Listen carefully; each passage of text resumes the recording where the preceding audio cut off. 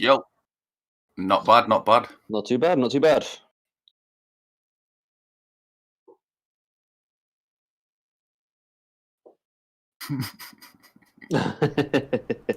Great stuff. Okay, there we go. Hey, what's going on, everybody, and welcome to episode number 3 of the Simply Complicated podcast. And now with many errors straight off the get-go. I'm Primalliquid, aka Sam, and of course, joining me is James and Alan. So, well, I've already asked how you guys are doing. You answered. The audience didn't hear me. So let's talk about the topics that we're going to go over today, shall we? And Do it. honestly, some of these I'm really excited about because we finally have some news. So we've got, obviously we've got the Xbox. That's been announced, confirmed, price, release date, everything on that. We have the PS5 event on Wednesday. So next gen's pretty much in full force at the moment. Like, we're pretty much getting everything with that. We have the 3000 series graphics card, which I'm incredibly salty about. And we have the rumour that the new Call of Duty is going to be 120 FPS at 4K. Now, more on that later, though. So I think, first of all, we should definitely jump straight into the Xbox with everything being confirmed on that. Like, we know pretty much everything about that now. So it's going to be for the Xbox Series X, that's going to be the high-end console, disk drive, you know, all that good stuff. It's going to be £449, released on 10th of November. It's going to be $499, and then we've got the Series S, which is £249 and $299. Again, on the 10th. But obviously, the S is a lower grade version, so it's less hardware, no disk drive. It basically just seems to be the entry level to next gen. But I mean, it is cost efficient. Like, if you don't have the, how much was it for the X? Did you say? Sorry. For the X, it's 450. 450. If you can't muster together 450 though, it is cost efficient for the S. 250 quid. You can't really moan too much, I guess. Mm-hmm. I mean, there is depends how much you're after getting out of it. If you're just after a console, the next gen console, then it's great. If you want the full whack shebang, then obviously the X. I mean, thing is though, when you look at the hardware, how is it actually going to compare? Right, like, so we this know is where I have an issue, is the hardware. So from what I've been seeing is a lot of developers are complaining because it is essentially going to bottleneck the next gen. Right. That's so because it's such bad, well, not bad, but it's basically just slightly above this gen's power, which means in order for every multi-platform game that's being released next gen has to be able to play on this console, which is going to bottleneck what they can do with the bigger consoles. That's true, actually. And when you look at it that way, it's going to bottleneck Xbox in its entirety. Because you can't have a game released that will only work on the X and not the S. Exactly. So we're essentially going back to the old PS3 and Xbox 360 days, where multi-platform games were essentially made for the 360 and then ported over to the PS3 and PC. Yeah. Now, I never thought of that, and that's a really good point. And it's worrying, to be fair, because if it's got to be able to run on a console that's pretty much the same as this gen, how great is any multi-platform game going to be? I wonder if it's going to be... Well, I mean, obviously, straight off the bat, that means, like, 4K native is going to be a big issue for the Xbox, because the Series S can't do 4K. So no, I did read though that it upscales. Yeah, but I mean, upscaling is definitely nowhere near as good as native. Yeah, I know, but so I mean, that already is a big nail in Xbox's coffin right there. Now, the price point is very aggressive. They're going to get a lot of sales on that. But at the same time, I think this has sort of cemented Sony's place as the true place for next-gen console gaming. Especially for their own the exclusives. Any multi-platform is going to have the same issue on both of them, regardless. So it doesn't really matter which one you buy. But I mean, to be fair, like, this might sound fanboyish, but to me, Sony and PlayStation is king of exclusives. Like, the exclusives you get on PlayStation is far better than the Xbox. You can't say that it's fanboyish, and I guess it is in a way, but it's just fact when it comes to exclusives. I think don't even get Xbox anything players agree. anywhere near. Yeah, I think they don't like to agree, but I think they know. Deep down, they know it's true. What exclusives does the Xbox really have? Like, it has Forza and Halo. Halo, yeah, Forza and Halo, maybe. I think that's about it. I generally can't think of any more exclusives that the Xbox actually has. Like, I think back in the day, they probably had Left 4 Dead. yeah, I mean, and obviously, like, back in the 360 days, they did have Yeah. quite a lot of exclusives and quite a lot of good ones. What's But that other now, one? like, the Gears or series... something? Say again? Gears. Gears of War. Gears of War, damn Gears yeah. 5, Yeah. actually, yeah. Yeah, So, Gears, Forza, and which Halo. is a good game. And that dropped for free on release date. Hmm. On the Game Pass, I think it was. Oh, no, I don't know that. But... But another thing that Xbox has going for it as well is you can do like a monthly thing. The So Game rather than Pass. buying it Oh, straight- yeah. The Game Pass. So you get the console and Game Pass, and then after so long, you get like a free X, basically. Yeah. I think Well, it's 18 on months. about Game It's like Pass, £35 a month or something. on about Game Pass though, they are now going to include EA Play within that at no extra cost.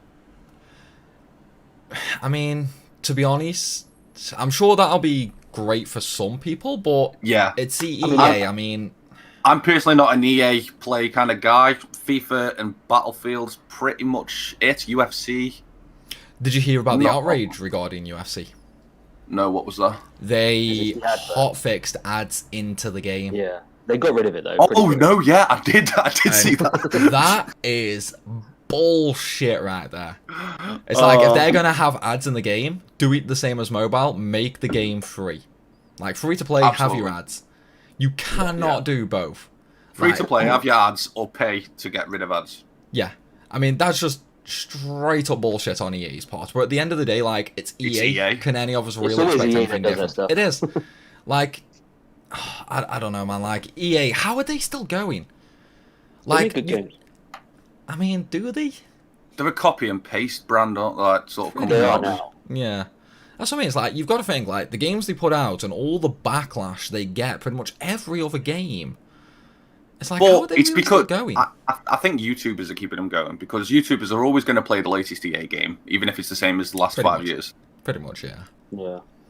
But no, I mean, the Series S and X, I mean, Game Pass, I don't really think it's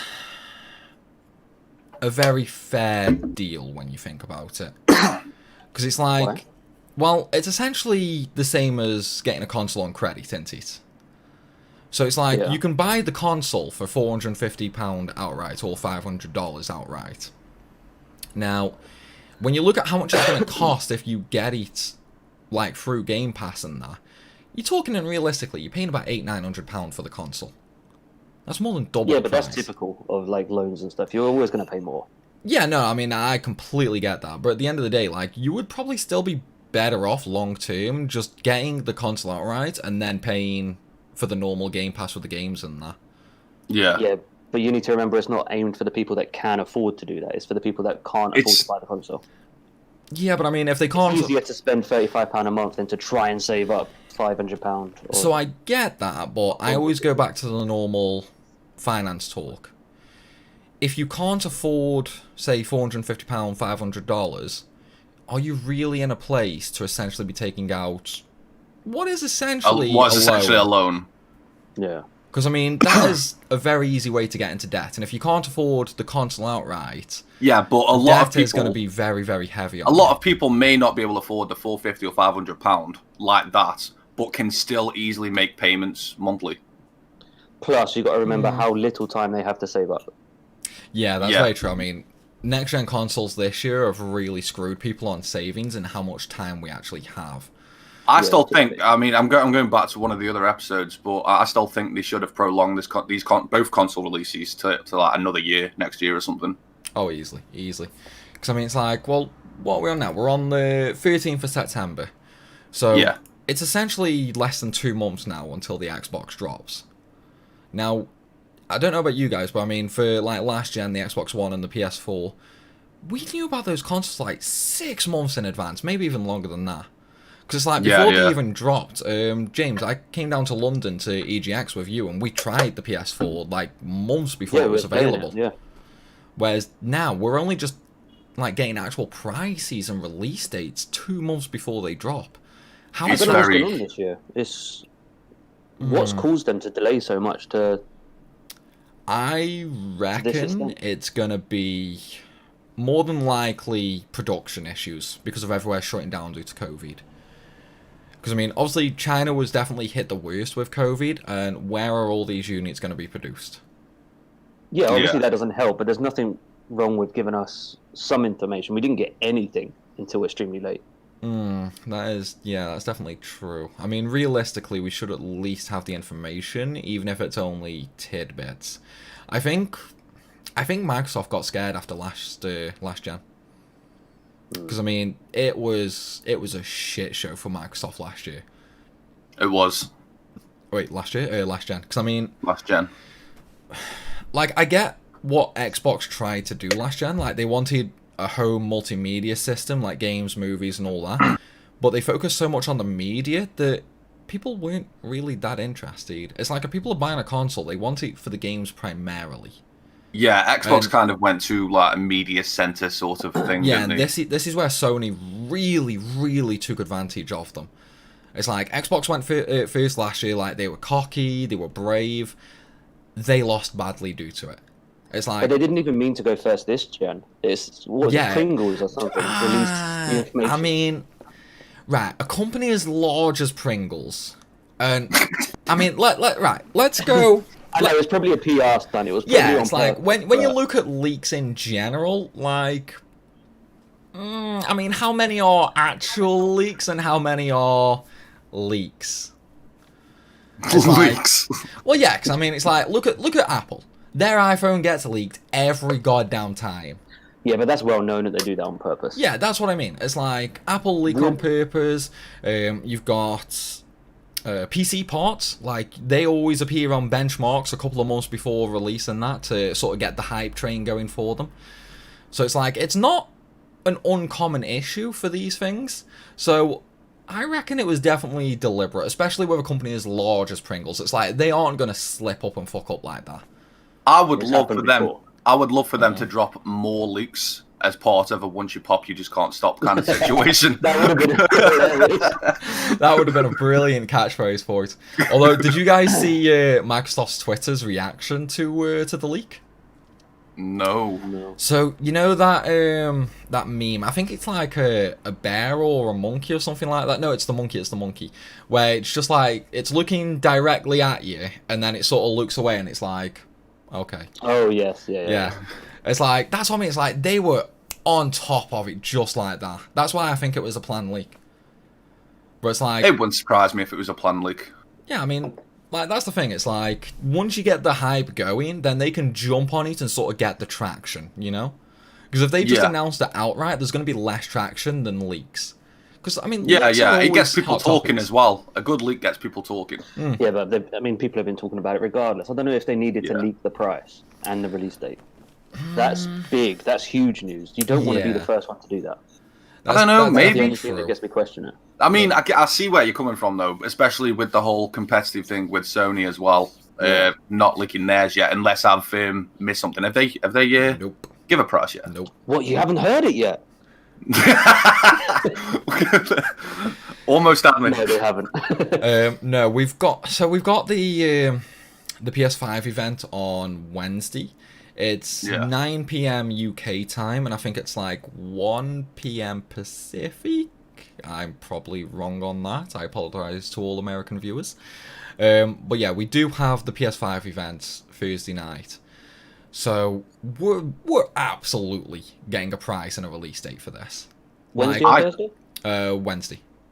You said Wednesday and then Thursday. Now it's Wednesday. Yeah. Oh no, you said sorry. Thursday. Wednesday at 9 p.m. UK. So we're definitely getting a price and a release date for that. I still don't think they're going to drop a price yet. They have They to. have to. They have have to. no They choice now. cannot leave it longer. Because it's like, if Microsoft are releasing on... I'm just making a prediction. I don't think they're going to drop the price. Well, we know Microsoft is If you're releasing right, on I 10th of swear. November. But weren't there a couple of games that have give release dates this year for PS5? Somebody's No, not echoing, by the way. PS5 exclusives. You what, sorry? Somebody's echoing. Yeah, I heard that. Okay, I think it's coming through you, James. Probably me. Is your mic like super next to the speaker? No, it's a normal phone. He's got his headphones in. I mean, it seems fine now. But yeah, I mean, we know PS5's coming this year. We're 3 months away from the end of the year. They have to release a price point. It's like, they're going to release in November. Like, they pretty much have to release in November at this point. But the question is, what are they going to do price-wise? It's like, do you reckon they're going to go below Microsoft, or do you reckon they might be higher? No, I think they're going to drop. I reckon they'll drop the exact same price. Yeah, I don't think they can go lower. I don't know. I reckon they're going to be a little low, like maybe 429. Given the fact that households are going to be limited to one console per household, I don't think they can afford to go lower. I mean, that's only for the release. Yeah, that is only for the release. I suppose, I don't know how long that'll last for. Well, it's like they did open pre-orders up. Sony did, like, through their own website a couple of weeks ago. There was just a couple of small problems with their pre-orders. They didn't tell you the cost, but you still had to pay like an upfront cost for the pre-order. They didn't tell you when it was be releasing. You didn't have to pay anything. I pre-ordered. You're not paying anything until release date. You shouldn't have been able to pre-order. No, it should have been American only. It's not a pre-order, but it's to register your interest in pre-ordering. Oh, okay, no. The one I'm on about is pre-orders, but it was America only. Oh, okay, yeah. That's what I mean. So it's like, you were essentially giving them your money with no news about cost, when it's coming, nothing like that. And I think that's a BS move. Like, I love Sony, I've always had PlayStations and that, but I still think that's a BS move. It's like, you can't take money from somebody without giving them something substantial to go on. I don't think you legally can. Are you sure it took money? I'm like 99% positive. Like, I know there was a lot of trouble, well, I say trouble. I know there was a lot of memes going on about it back then. If they took the money, would there not be a price for the console that was leaked? No. No. Because right, so it's like full price. It's like £20. Yeah, it's like, you know, if you went to a shop it's more of a reservation kind of thing. Yeah. It's like if you pre-order a game, it's like £5 cost. Okay. So it's a little something like that. But I definitely don't think they're going to cost more than the Xbox, but I mean, you've got it down as 450 in the UK. I've got it down as 429. For the Xbox? Yeah, for the Series X. I mean, I've checked out a couple of sources, and the X's are all listed at 449. One of them is Microsoft's Twitter as well.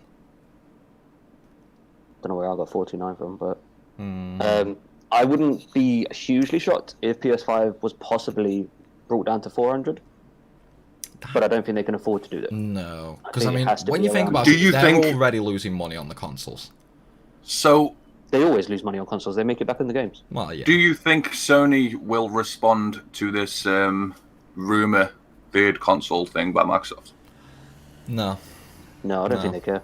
No. I really don't think they care. It's like, well, not respond to the rumor, but if it drops, do you think Sony will drop a third one? The rumor. They don't need to.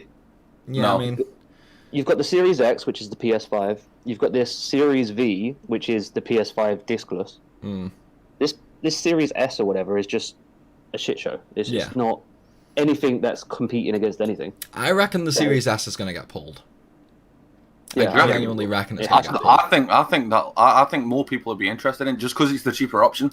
Although there is a slight rumor to a rather unexpected entry into the next gen market.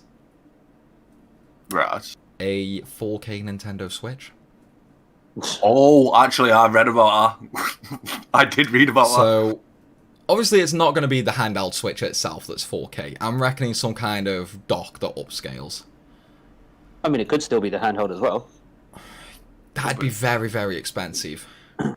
No, you've got phones that are 4K screens.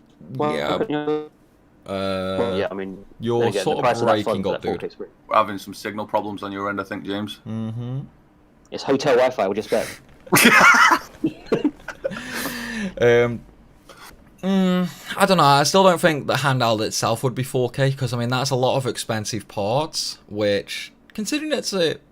I mean, let's be honest, the Switch, even though there's a lot of adults play it, like, it's still primarily for kids' entertainment. Like, Nintendo is definitely a kids' market, if you ask me.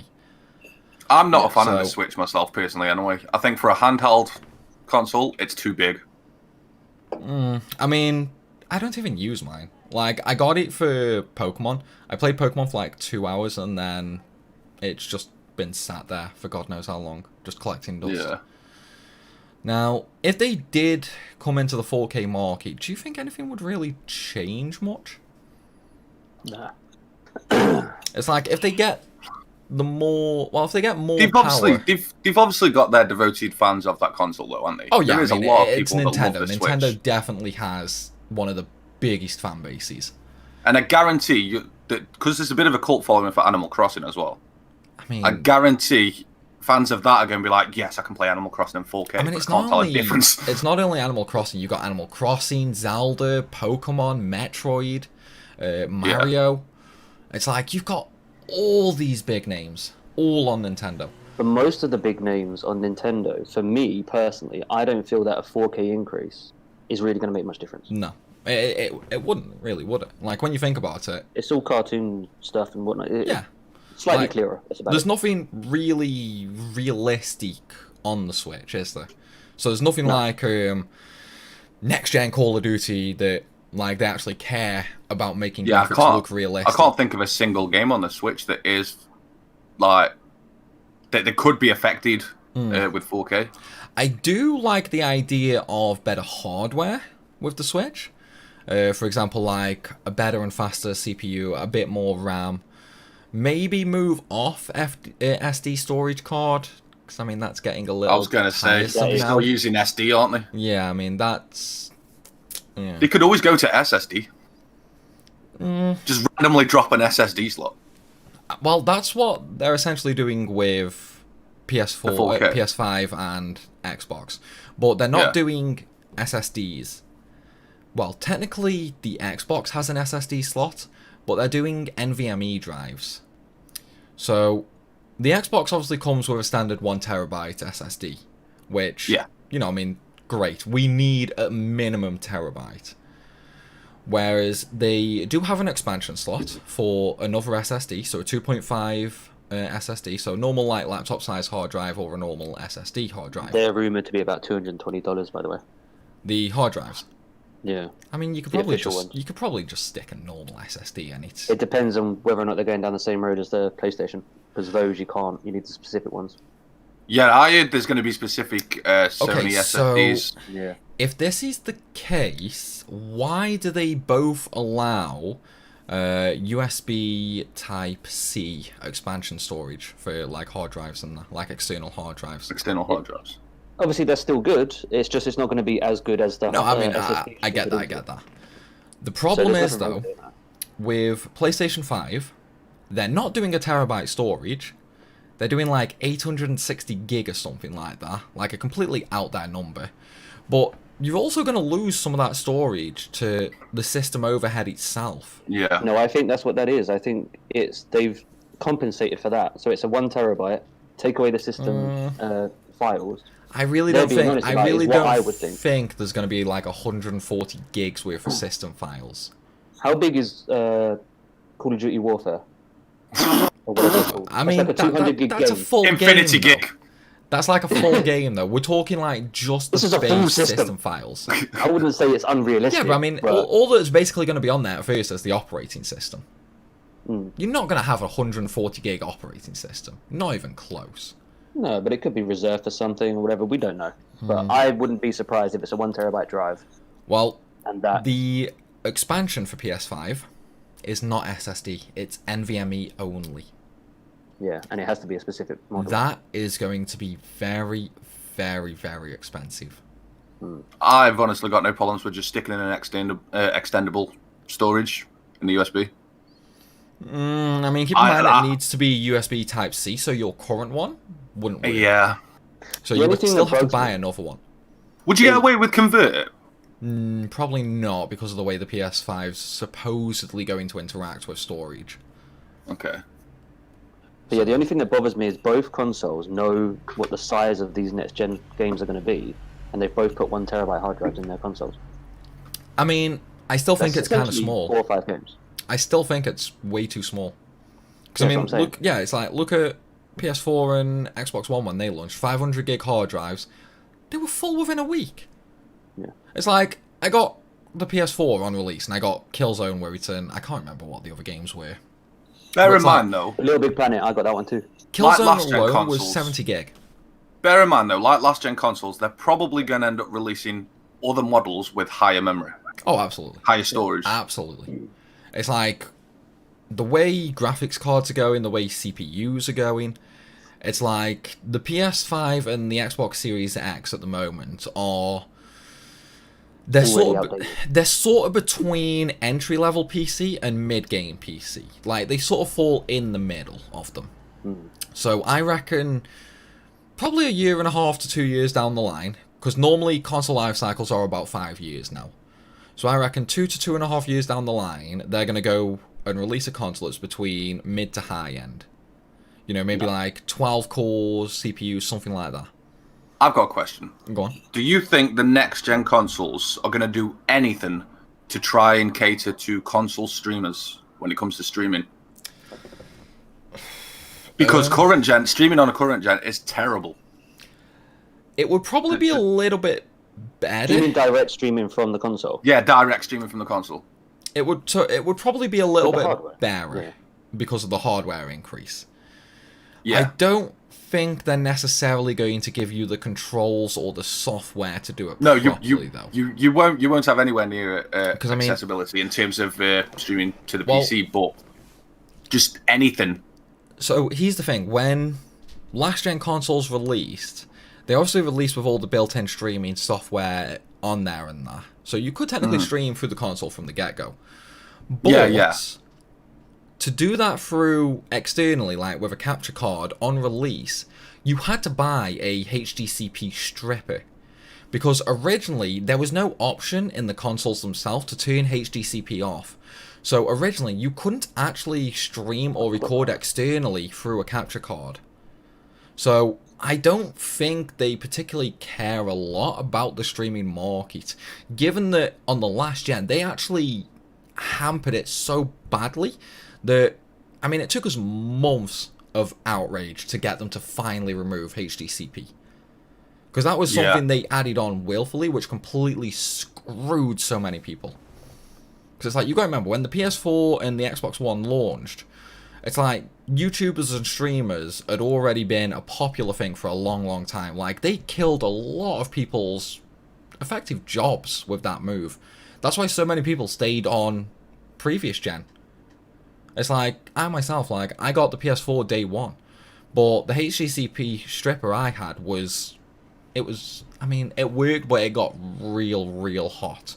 To the point that I was sort of worried after a couple hours, okay, maybe this is actually going to start a fire. So, in the end, after the first couple of weeks, I was just like, I'm done. I'm going back to last gen. You know, it's like, all the games are on that, plenty of things left to record. I'm not bothering. So, I think you would get I think you would get a performance increase. But don't expect something like OBS into the console. No. It's like it's gonna be one of them things. We have to wait and see on that. But What I'd like to see is just an introduction of alerts, just even alerts on console. I still don't think You they can do do it. that. You can't, you? not properly. You can't do it through the console, but you can use third-party apps. You can use Twitch's overlay, like through Twitch's website itself. But obviously, then you're limited to Twitch. You can't have alerts for, say, YouTube. So. Yeah, but that's what I mean. There are some workarounds, but Yeah, there are some workarounds, but even They then, could the definitely overlay make it themselves easier, don't though. actually work that well. they could definitely make it easier. Yeah, hopefully they will. Will they? It's up in the air, to be honest. I must apologise for this yapping dog outside. Didn't hear it until you said that. Yeah, it's like you Oh, said fair it, enough. like you I can said hear it, it. and then it started. Yeah, I mean, it would probably be a bit better than now, but doing it externally with your own capture card is still going to be king.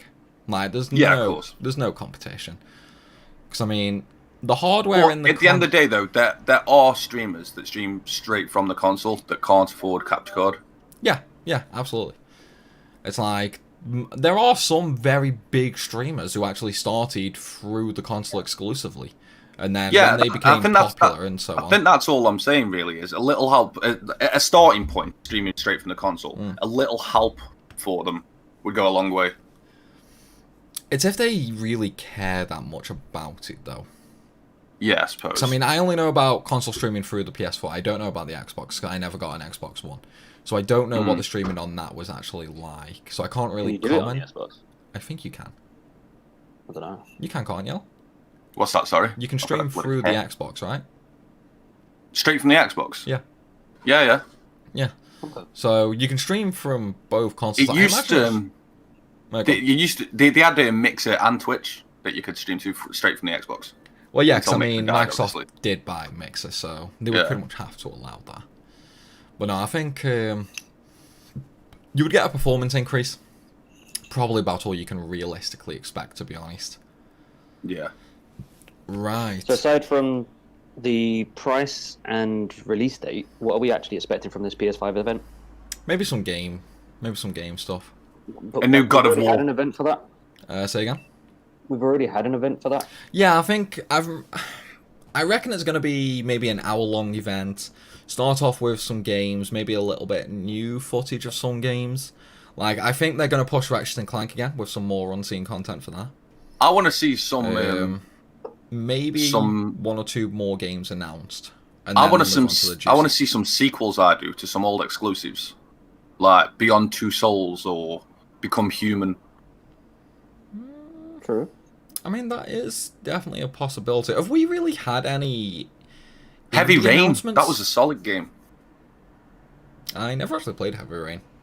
I did, but I didn't really get into it too much. But no, I mean, from the previous events and that, have we had any indie announcements for the PlayStation 5? Don't think so. Like, I know we've had some of the more out there games, like the one where the guy, where it's like you're a burger eating other burgers and things like that. What was it called? I missed that one. Oh no, it was fruit.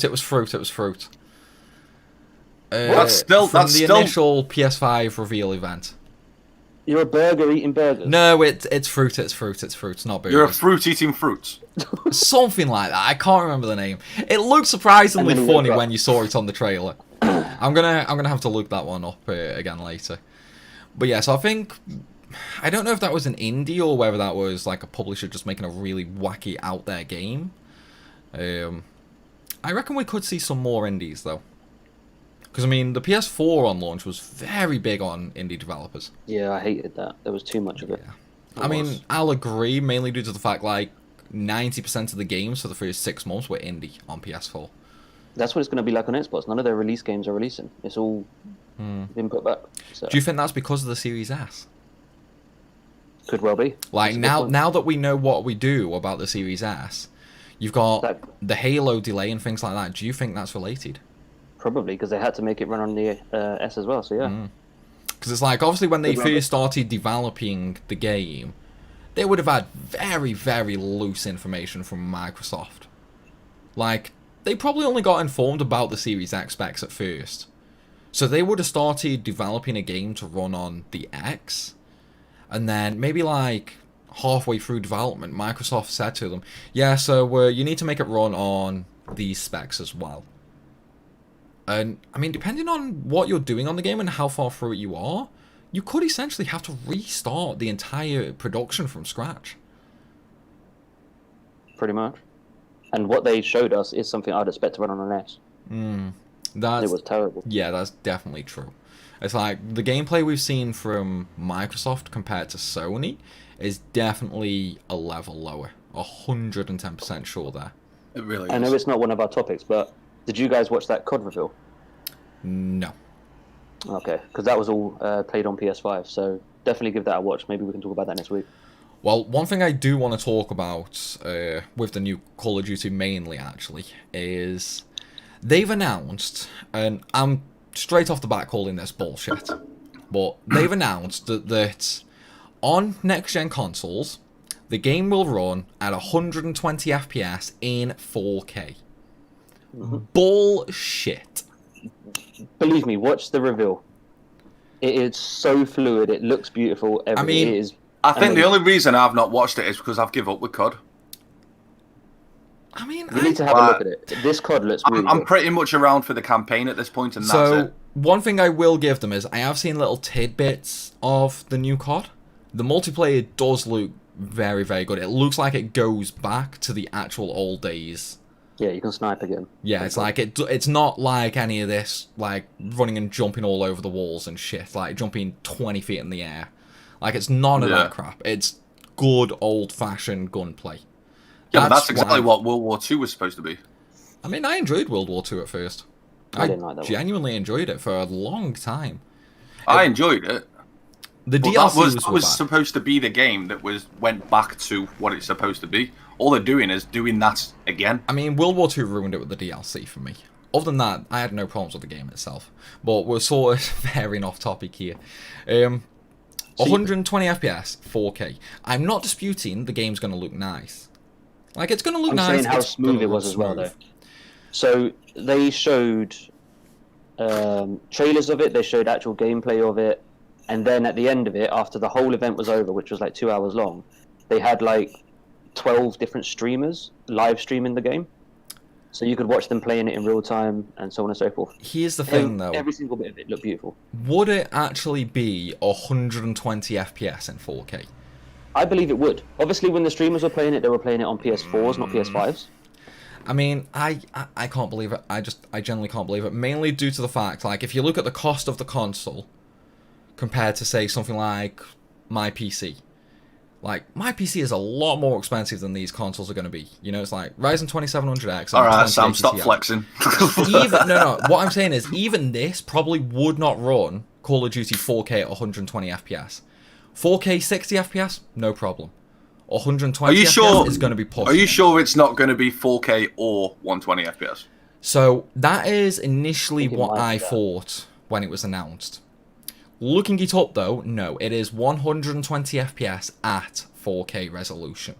So it's not going to be like, you know, you get a lot of the games where in the menus, like, where you have the option, like resolution or frame rates. Yeah, that's initially what I was thinking it's going to be. I was thinking, okay, this article's mixed up a word. There's no way it's going to be one or the other.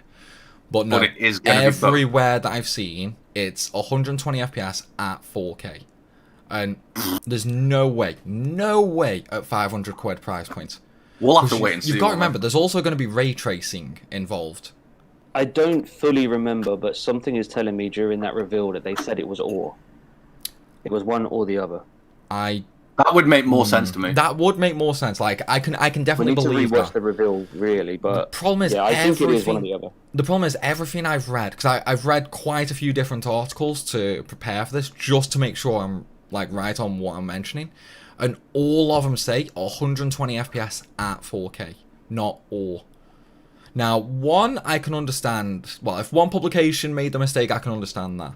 But I'm talking 6 or 7 different publications here, all saying at 4K, and I don't believe it.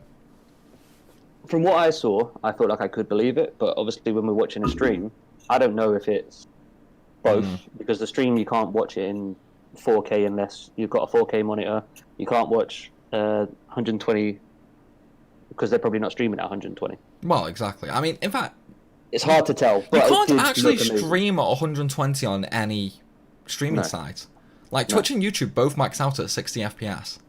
Yeah. So I wonder if that's something we will see though change. Probably not. Like to stream at 120 FPS is going to require a lot of power. They could have special permission to be able to do that. Whilst we can't do that, they may be able to. It's a possibility, but the 4K is a definite no-go. The thing is, like, until Twitch or YouTube actually give the option to view something in 120 FPS, they could have been streaming it at 500, but it doesn't matter. If Twitch cap it at 60, you're only watching it in 60. So no, that's a very valid point, because I remember I checked. It was 1080p 60. We have absolutely no way to verify if they're telling the truth on this. Because we can only view all these trailers at 60 FPS. We can view it at 4K, yes, but we can only view it at 60 FPS. The only people that would know are the people... Well, I suppose nobody would have attended an audience, actually, with what's going on. It's like, the only people who would know now are the developers. Yeah. But we all know how developers big up their things. It's like, I'm not what you see on reveals is not what you get. No. Well, it's like... on the COD one, it was all recorded on PS5. There was no cutscenes or anything. It was literally recorded on PS5. Okay, so we know pretty much what it's going to look like then. But we still can't know for sure what frame rate it was running at. Obviously, when it's out, somebody's going to get there with a bloody high-speed camera, and they're going to check. Like, someone's going to get to the bottom about what it actually runs at. Someone will. It's like, guaranteed, maybe not day 1, maybe not day 2, but within the first week, somebody will do it. It won't be us. It won't be us, but somebody will do it. Yeah. Well, I mean, even that, you don't actually need a high-speed camera to do it, actually, thinking about it. No, you can have the little machine that you put on the screen as well. Not even that. Just record a video and go into an editing software and go through it frame by frame. Yeah, but that depends on what you're recording it with. Well, yeah, but I mean, there are a few capture cards that can go up to very high FPS. So I wouldn't really say that's a problem. For example, the Elgato HD Pro, that can only record in 60 FPS, but it does have a 120 pass-through. So all I technically have to do is connect it up to the PC and just do it through that. Like, not record through the Elgato, just record through the PC. Because that'll give me the 120 FPS pass-through. Yeah, true. You can see how many frames you're getting inside the program. But then there's still a lot of latency issue and stuff, so it's never going to be 100%. Yeah. I mean, it's one of those things that we're gonna have to wait and see. Another thing is, as well, at 4K 120 FPS, is that peak, or is it playable? That's a good question. Maybe the console can achieve 120 FPS at 4K. Now, then again, no, that wouldn't work, because if it was on 120 FPS at 4K, it would be playable. I was going to say, like, maybe they can reach that, but it's going to be a slideshow, but then that defeats the whole point of 120 FPS. Yeah, ignore me. That's a good point. Yeah, no, ignore me as well. One thing I am curious about, though. So, we know that Nvidia are releasing the 3000 series graphics cards. Fuck you, Nvidia. You screwed me big time. For shame. Dude, I'm so salty. I am so salty at that. But you've also got AMD bringing out the new CPU as well, which is even more detail. More details come on my birthday, October 28th. Well, I was going to say, the details we already have for their CPUs are sort of mid-range. Like, they haven't announced anything for the 4000 series that beat a 3950X. No, that's what comes in October. Yeah, that's what I'm just about to say. Like, there is another event where we're probably going to get the juicy stuff. I'm looking forward to that. But, no, with the graphics cards, so, obviously I've already mentioned 2080 Ti. A lot of money. Now, Nvidia are claiming that the 3070 graphics card, which is going to be about £450, if I'm not mistaken, or maybe a bit less than that, is going to outperform the 2080 Ti. Now, wow. I'm calling bullshit on that. Nvidia's known for screwing their results straight off the bat. They are. I think we need an alert or a widget or something for every time you call bullshit. So bullshit. Right. Here's the reason though. So it has a lot less memory for one. Don't really know much about the core speed, so I can't comment on that. But just on the specs I am aware for the 3070, it shouldn't outperform a 2080 Ti in 99% of tasks. But Nvidia didn't really reveal what their benchmark scores were. All they said is, it's faster than a 2080 Ti. Okay, what's it faster on, and how is it faster? They didn't announce any of that. So that's why I'm calling bullshit on that. I didn't think the 3070 was faster. According to Nvidia, was meant to be pretty much the same. According to Nvidia, it's faster. Now, I'm going to assume it's slower. The one that I think is a little bit faster is going to be the 3080. It does have a little bit less memory, but the speed of that card, dude, for a 600 quid graphics card, I might as well just take this and throw it in the bin. I agree. Like, it Nah, is... give it me. Dude, it is night and day, the differences. Like, I think Nvidia is scared of AMD. I genuinely think they're scared of what AMD is going to pull out. Like, Nvidia saw what AMD did to Intel. So I reckon they're on really, really aggressive with this price point. Because, I mean, they've pissed off a lot of their fans. Like, Nvidia... Well, I mean, anybody who owns a 2080 Ti is up in arms with Nvidia at the moment, pretty much. Yeah, but you can't hate a company for bringing out something affordable.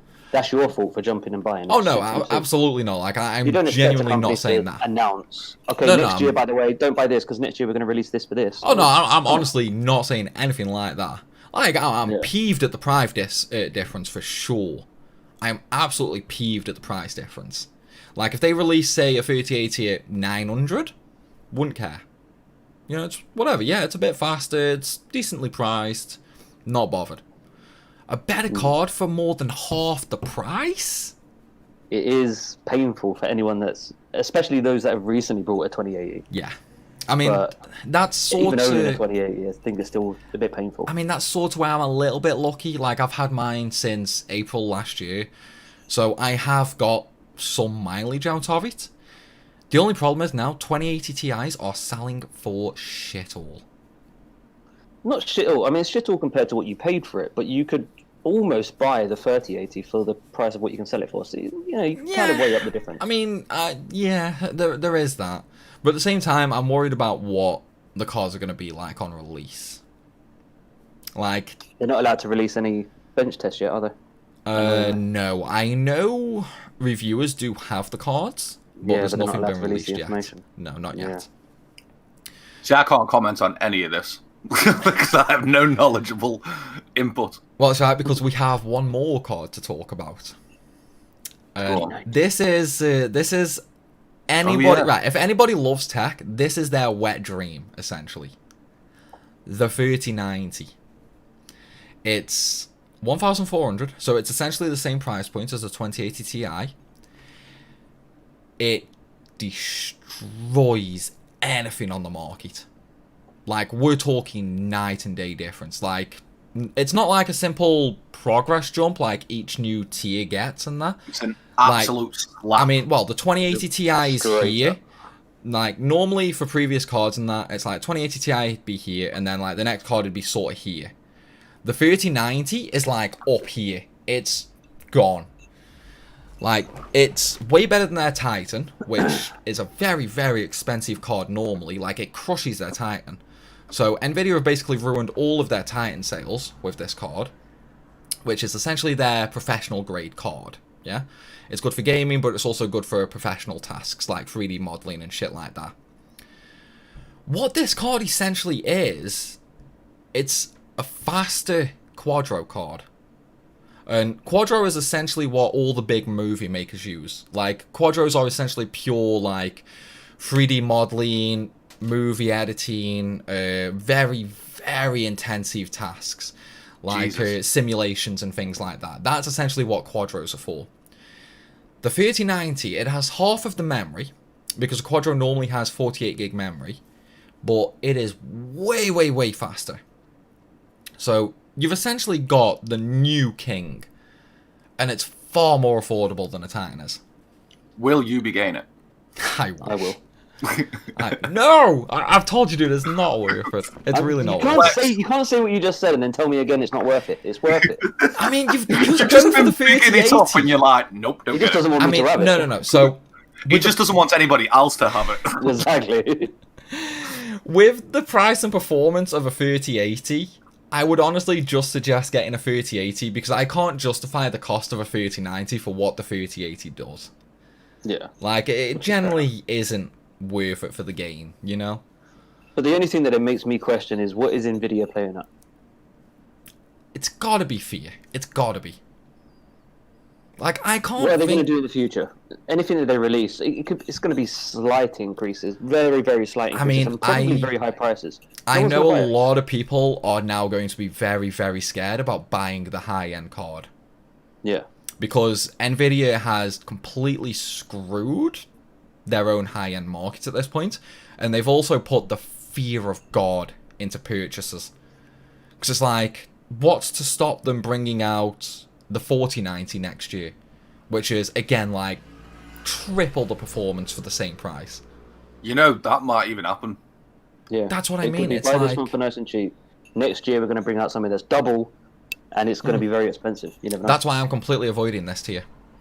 I mean, I'm not. I'm just going to keep my card for the next 5-10 years, to be honest. Like, I don't need any more performance than what this gives me.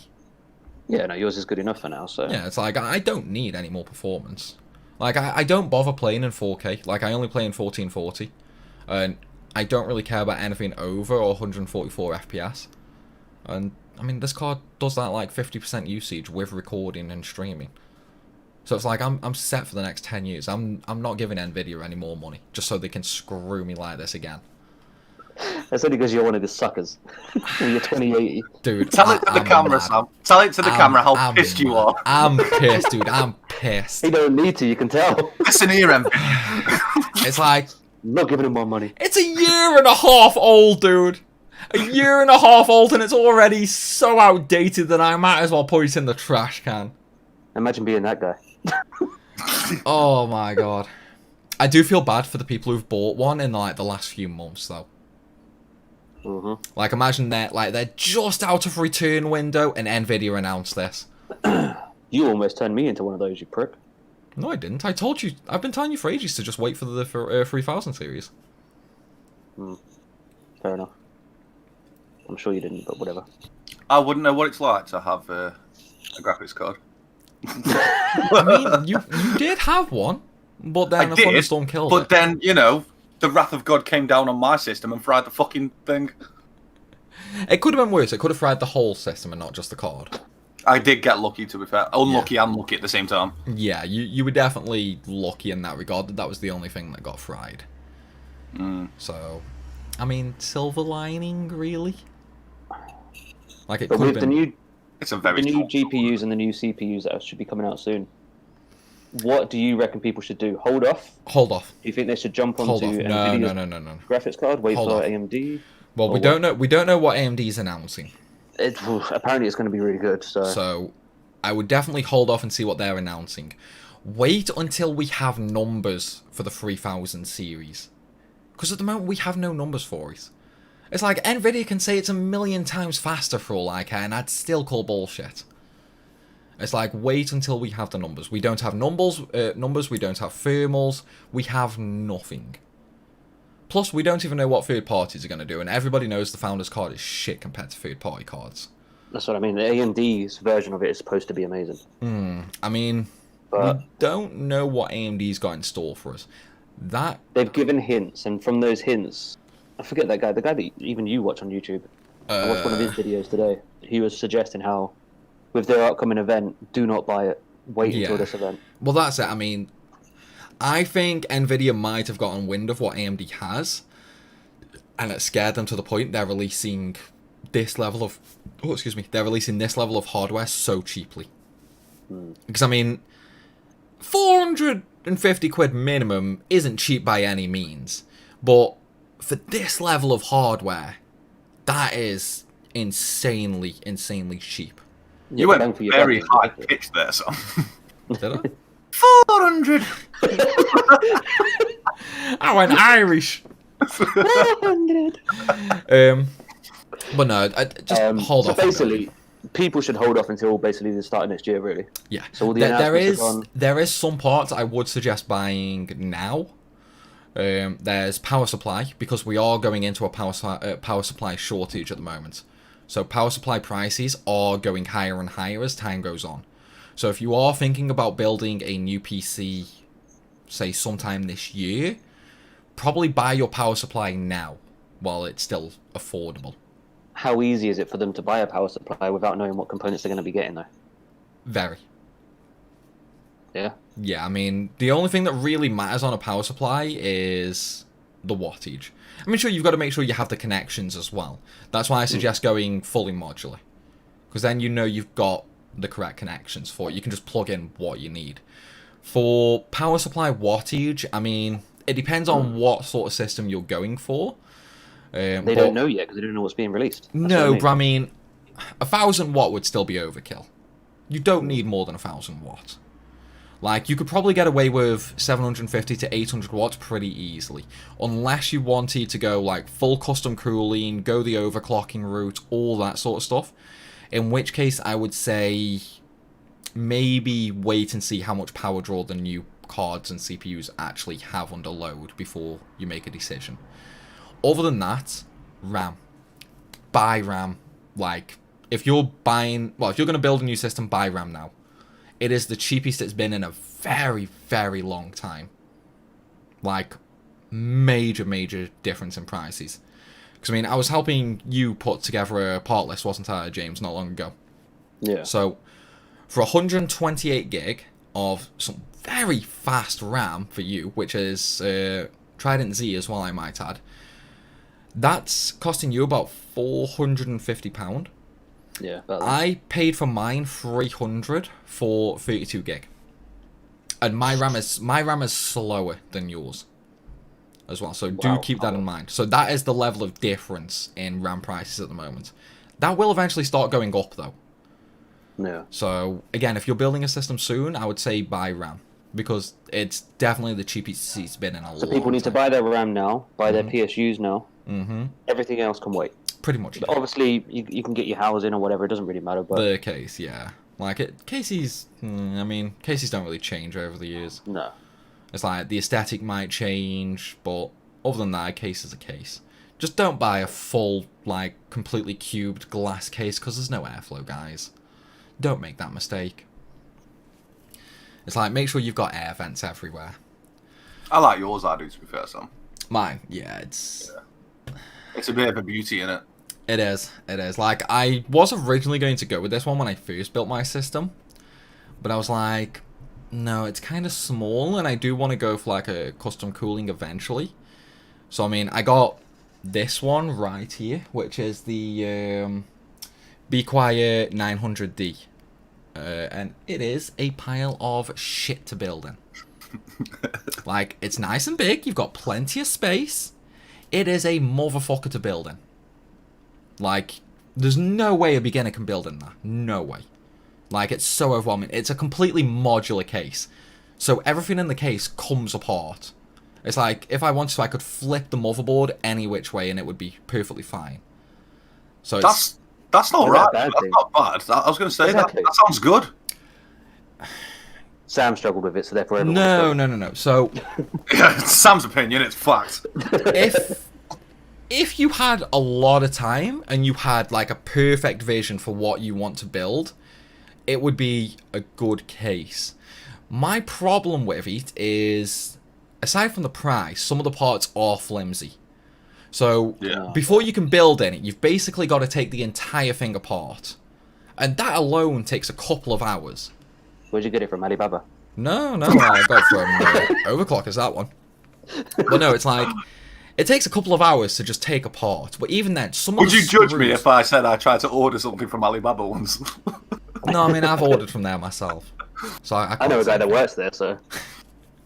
But no, it's like, one of my biggest problems with the case, though, is a lot of the screws that are holding all the parts in and that, like all the case together, they are put in so goddamn tightly.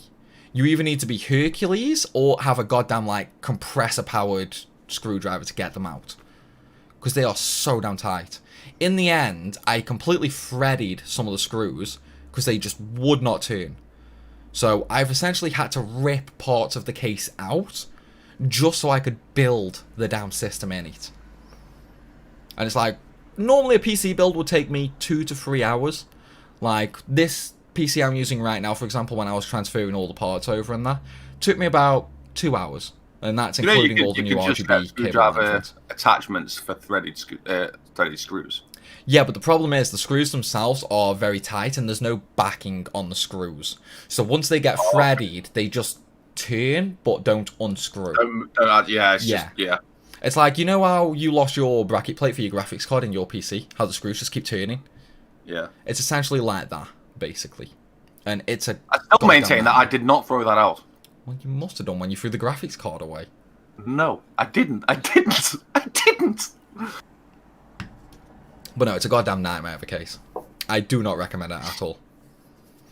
It's like, I wanted it because I wanted to include it in sort of like a set for like the camera and that. Like I wanted to get a nice, beautiful system built in and get some custom water cooling and have it as sort of a set piece. Yeah. But it is such a pile of shit that I was like, you know what? Not worth the hassle. Not worth the hassle or the cost. So instead I moved to the Lian Leo 11 Dynamic XL. Much better case. Like, so much easier to build in, much more room, better cable management, the lot. Perfect case, in my opinion. What is it, like a medium size, or? It's a full size, but it's one of those, like, dual chamber ones. So you've got, like, all your stuff on the front chamber, and then you've got, like, a decent-sized back chamber for all your cables and that.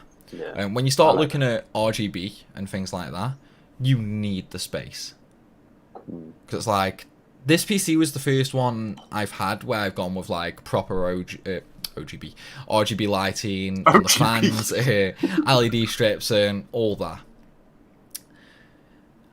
Speaking of this, I've got a rant about Corsair. Oh, You got a rant for everything. He does. He's never happy. Cables. RGB cables. So, Bottom.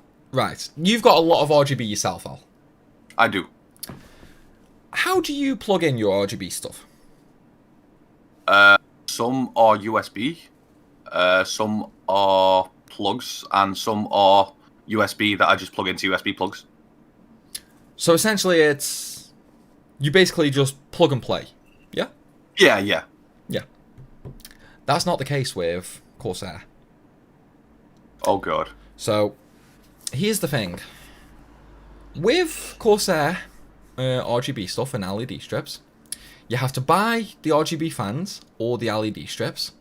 So straight off the bat, one purchase, yeah?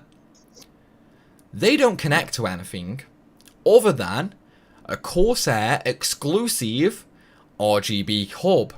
So then you've got to Purchase buy number 2. for me. Actually, Philips Hue do something really similar. I'm not done yet. The RGB hub doesn't connect to anything other than the Corsair Commander Pro. Another goddamn purchase. And then you can connect the Commander Pro to the PC. So there's 3 things there that you have to buy before you can actually get it up and running. What are you spending there before you can actually get up and running with the RGB?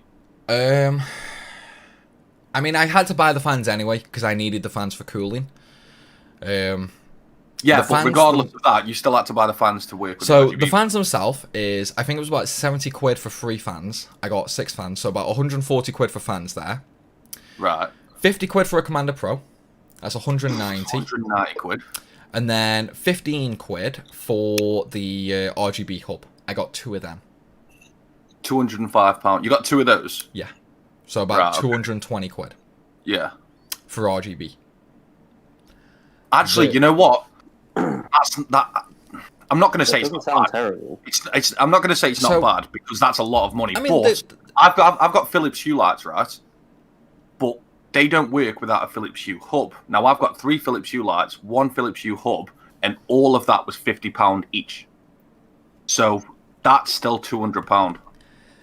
It's not so much the price that I have the problem with. What I have the big problem with is the connectivity between everything. It is wires going into wires going into wires. What should, in my opinion, be the case is the 6 fans and the LEDs plug into one thing, that one thing plugs into the motherboard. Why don't you just get some magnetic light strips for cheap and just stick them on the inside of your case? Because it's already done now. Yeah, no, I mean... Why didn't you? Why didn't you, yeah. Essentially, I wanted complete control on software. I wanted to control everything through one software program. I'm getting feedback again. Yeah, so... Sorry, let me turn down. Yeah, I wanted to control everything through one program, basically. Which I can now do with IQ. So... motherboard, graphics card. I mean, I see why. But there are definitely cheaper ways of getting RGB. as long as you don't mind doing a little bit extra. So, like, you won't That's have what I mean, full it's like- control, but That's what I mean. It's like I had a little moan about the price, but my big issue is the connectivity. It's but like it's given you. Wait, what was wrong with the connectivity again? the fact that you have to plug. Right, so it goes like you've got to plug the RGB thing, whether it's LED or fan, into Yeah. an RGB hub, which then has to go into a Commander Pro or a Lightning Node Pro, which then goes into the PC. So at the back of my PC, I've got 3 little boxes. 2 little boxes that all of my RGB is plugged into. Those 2 little boxes then have to plug into the Commander Pro, which then plugs into the motherboard. I mean, Just remove the middleman. yeah, remove the middleman, but it does sound like you're nitpicking a little bit. It's just so many wires. It's so many wires. And it makes it a nightmare to loop clean. Yeah, actually, I get that. It's like I'm dreading when I have to take off my back panel. Because it's like, with how many wires there were, I didn't bother cable managing it. There was no point. I made sure my power supply had airflow, and I've made sure my all-in-one cooler's got airflow. Zip ties and whack everything in one. Pretty much. Pretty much, yeah. Right. I think we've nagged on that topic for long enough. Yeah, So- we were there for a while on that one. We were, yeah. Yeah. I mean, it's PCs. It's PCs. Like, when I start talking about PCs, I keep going. There's no ins or outs when it comes to PCs for me. I just lose track of time on them. You're still going. There is one topic I do want to talk about, though. Game mods. Right. Have you guys played any mods? Like, any mods at Many, all? many. Doesn't matter what mod, what game. Loads. None. Okay, so Call of Duty Zombies. they were good. Old World think World of that one, at eh? War Zombies, custom maps, they were good. They were good. So, when it comes to mods, what do you guys think? Like, In terms of what? well, when someone says game mod, what's the first thing you think of? Is it like different gameplay? Creative freedom. Yeah, pretty much. Okay. So, would you guys limit that to, say, quality mods, gameplay mods, difficulty mods? It can be anything. It could be the graphics. Like, I think it was it GTA that someone upped the graphics to like 4K Yeah. with a mod. It could be like the one you're doing on Twitch at the moment. It could be Call of Duty Zombies. There's a load of GTA mods where you're just running around as the Incredible Hulk, for example. Yeah. Um, Usually it's to make more fun. Yeah. yeah. I mean, when you think of mod, what's the game that you think inspired it all? Like, what's the game that started modding community really off? Call of Duty. Nah. It depends. In I terms can't of think of giving anything before Zombies. giving a player creative freedom, or in terms of what. I mean, just the mod craze in general. I have So- no idea. At first, it was Warcraft. Okay. Because, I mean, Warcraft? that's essentially what Dota is. Dota essentially started as a Warcraft mod. Did it? Mm-hmm. Are you sure? Mm-hmm. Dota's got its own mods as well, though. Yeah, no, I'm just saying what it originally started as. Like, Warcraft didn't was know the that. first big modded game. So in a sense, now Warcraft mod has mods. No, so they made Dota into like a full game and that. So Dota Yeah. is now its own game, but it did originally start off as a mod. Other than old Warcraft mods, Skyrim. I don't like Skyrim mods. I'm not I an mean, Elder Scrolls fan. I've never played Skyrim myself either, but the amount of mods for that. Oh yeah, they're everywhere. I mean, that's the only thing. When it comes to PC gaming, you have the opportunity to A, make mods, and B, play them. When you're on a console, you don't have that freedom. You It'd be- kind of do. On certain ways, but in general, no. Yeah, It it's needs like, to happen though. It needs to happen because but it every won't. console player wants to be able to mod something. The problem is, though, a mod can change the existing core functions of the game, which opens up a lot of backdoors. So that's why consoles will never allow it. They might allow things like... Can't games come with 2 files, a creative file and the pure game? So they might allow something like Little Big Planet, where you can create your own maps. Like that was so fun. That's fine. I'm a fan of Little Big Planet. I was back in the day. I still am. But when it comes to changing the game's systems, they will never do it. Because that's opening up the system itself, giving you access to the console systems. It won't happen. No. So, console mods, not going to be a thing, I don't think. Although, I mean, it's not a mod, I guess, but Dreams. Did anyone play Dreams? That gave the player creative control to create their very own game within the game. Yeah. I never played it, but I did want to. It was awesome. I did a stream on it where I had people jumping in telling me their creations, and I played it for them. It was really great. Is it the same as Spore? I think it's called Spore. Spore? Yeah, I think it's called Spore. It's a very similar sort of thing. You basically create anything you want in the game itself. I don't know what Sport is, but it sounds about right. Well, no, I mean, so the reason I originally brought this topic up is I've played a couple of mods before, but the one I'm currently playing is obviously the Final Fantasy X Hardcore mod. Never heard of it. Yeah. To me, like, obviously Final Fantasy X I've played thousands and thousands of times over. Like, I know that game inside out. I could probably do it blindfolded at this point.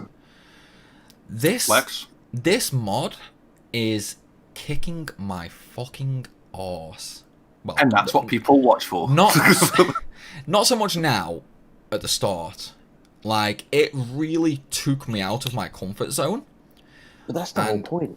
That's what I'm getting at. Like, it gave a game that's... I mean, at this point, it's over 20 years old. You know, I've been playing this game for over 20 years now. And for a mod to take me out of my comfort zone on that game, give it a fresh breath of life... Yeah. Like, dude... So, by the sounds of it then, you like me and James, I'm assuming, is pro mod. Oh, yeah. Like, I want more mods now. They can give really old games new life. That's what it's like. I want the modding community to start really, really flourishing. Because it's like, there's definitely some games out there that could do with some love, but it just doesn't really happen. It depends, though, because, I mean, if everyone started doing mods, you're going to see a lot of copy and paste. So, for instance, you've got Final Fantasy X mods. You're going to see the exact same mod for the Final Fantasy 11, 12. I mean, not for 11, because that's an MMO. Huh?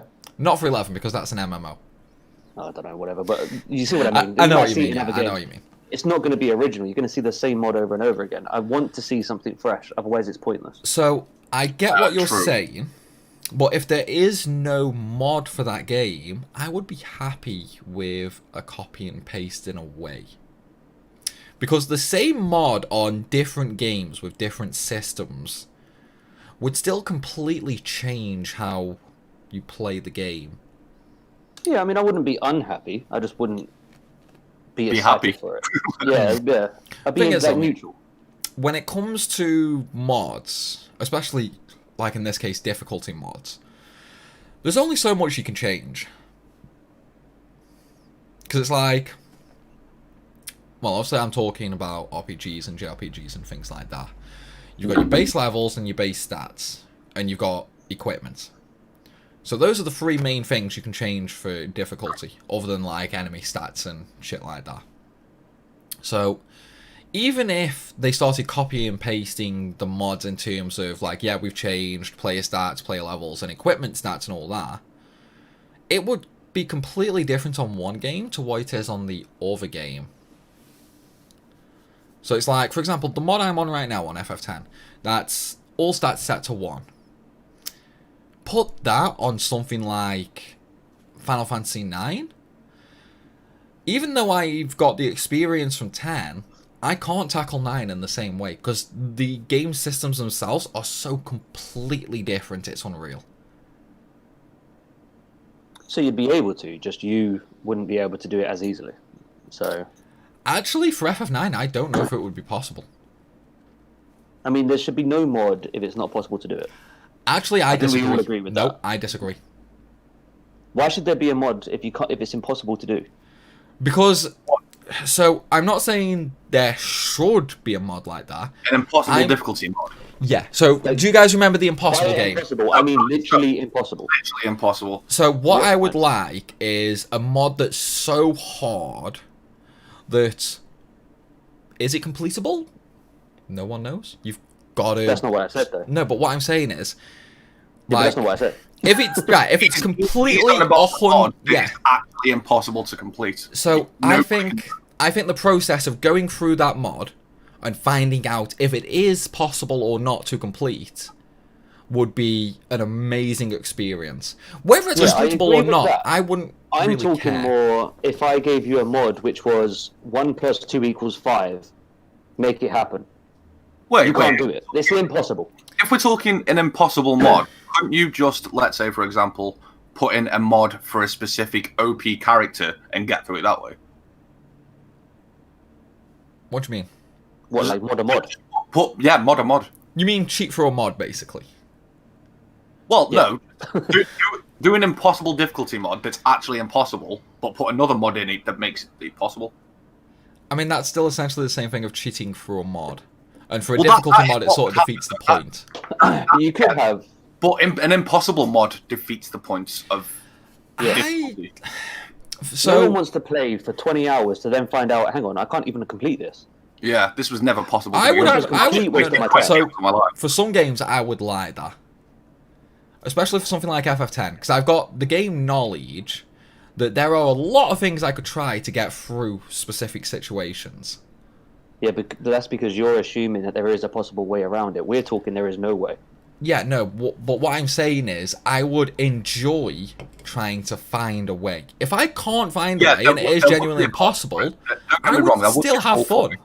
There would be a call for it, and there'd be loads of YouTube vids as well of people trying to find the ins and outs and the ways of beating the almighty impossible mod. Yeah, see, now for me, that would work if it's something like when you walked into this specific area, there was this one rock you had to click on in order to progress from there. Then yeah, that can start a whole community thing of people trying to figure out how to do it, because there is a way, but no one knows how to, and there is it. So one day someone will find it. That's fair enough. I wouldn't mind something like that. I mean, I think one of the big things, especially with Final Fantasy, is you can't really have a mod that is actually impossible to complete. What, is it impossible to have an impossible mod? Yeah, I don't think so. Well, you've got to think, like, with Final Fantasy, you can grind. So I can make a mod, whereas you can't use any magic. Okay. With 1 HP. 1 HP, 1 MP. Okay. Every single enemy has 1 million XP. XP, okay, yeah, sure. Hey, if every monster has 1 million XP, I'm away with that, dude. I will take that. HP. And inverted controls. Easiest mod ever. Controls. There's always a way to make it literally impossible, Sam. Come on. I mean, inverted controls would make it impossible. But no, I mean, even then, there would be ways. People would watch, though. People would watch, even if it is impossible. So, right, out of everything you've just said, already, I have a way around it. Just flee from battles. Just what? Flee from battles. Flee from battle. So, how are you going to flee from the boss? You can't progress. I already have a way around it. I would technically just level up to 99 in the first area. Yeah, but you can't use any magic, so you can't heal yourself, you can't do anything. He's got... Now the boss has got 10 million health. You're not doing any damage, because you're still on 1 HP, 1 MP. I mean, no, if I can level up, I should be able to gain stats. No. We're making an impossible mod here. Yeah, it's an impossible mod. He didn't even mention that the map's upside down. Yeah. Okay, on FF10, I think I could do it. On any other game, I probably couldn't. Mainly due to the fact in FF10 you can get items earlier. Mods. You know what you don't see when it comes to mods, and you really should see, because the game needs to be interesting. Mods on FIFA. I don't see any mods on FIFA. I mean, what can you really mod? What would you do? I don't know. Look, make your players like the Avengers or some shit. Just make it entertaining. That's true. What, like just a costume mod? Skin mods, basically. Avengers v DC. Yeah. And imagine that. Battle of the Brands. I mean, can you get FIFA on PC? Yeah, Can you? I don't know. I think you can. You sure? It's EA. You can get it on the EA store, surely. Yeah, you can. I've got it on mine. On PC? Yeah. FIFA 2020? Well, man, I don't know about I 2020. don't know what FIFA it is, though. We're just talking about, like, the mods for it. But I mean, if you can't get it on PC, then obviously there's not going to be any mods for it. You can definitely get it on PC. Oh, fair enough. I mean... Is it possible to stick mods on a USB drive and whack that in your console and mod a game? In theory. Right. Yes. It is, because you can but... mod saves, you can mod... I've modded games like on the PS3 in the past. By doing that. To effectively mod a game in the way that we're talking about, you would essentially need a jailbroken console. Okay. Like, you to can go all out, yeah. You can mod saves. So you can mod saves to give yourself all items and shit like that. You can do saves like that, no problem. But to mod the game itself, like in the way you were just talking about, the characters. Not really their appearance. You can mod their stats. No, you can mod their appearance. I mean, I guess it Or depends at least on... you could on the PS3. I don't know if you can on the PS4. So I mean, that's you could, PS3. for example, play God of War as SpongeBob SquarePants. If you, that would probably be a jailbroken console thing, because for that, I think you would have to change the model. Yeah. Yeah, I think so. So that would more be jailbroken console. Speaking of jailbroken, how long do you guys reckon before next gens are hacked?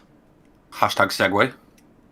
I mean, you guys brought me straight onto it, and I wasn't even planning on this. I think it'll happen a few days after release. I really do. Yeah, I don't think it'll take too long.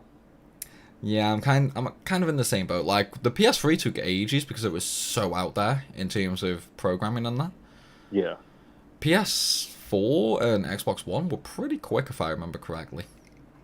But let's be honest, next-gen consoles are mini PCs. It's gonna have some form of Windows OS. So, within the first week, I'm agreeing. Within the first week. Yeah, same. I agree. Question is, though, what is the jailbreak gonna do? Jailbreak. I know, I could not talk. I could not talk. What's the jailbreak gonna do, Alan? He's only had one beer, hasn't he? What's that bloke gonna do in jail? No, so we know what jailbroken consoles were like on the PS3 and 360. Yeah. We know what they're like on PS4 and Xbox One. What are you guys expecting for next gen mods?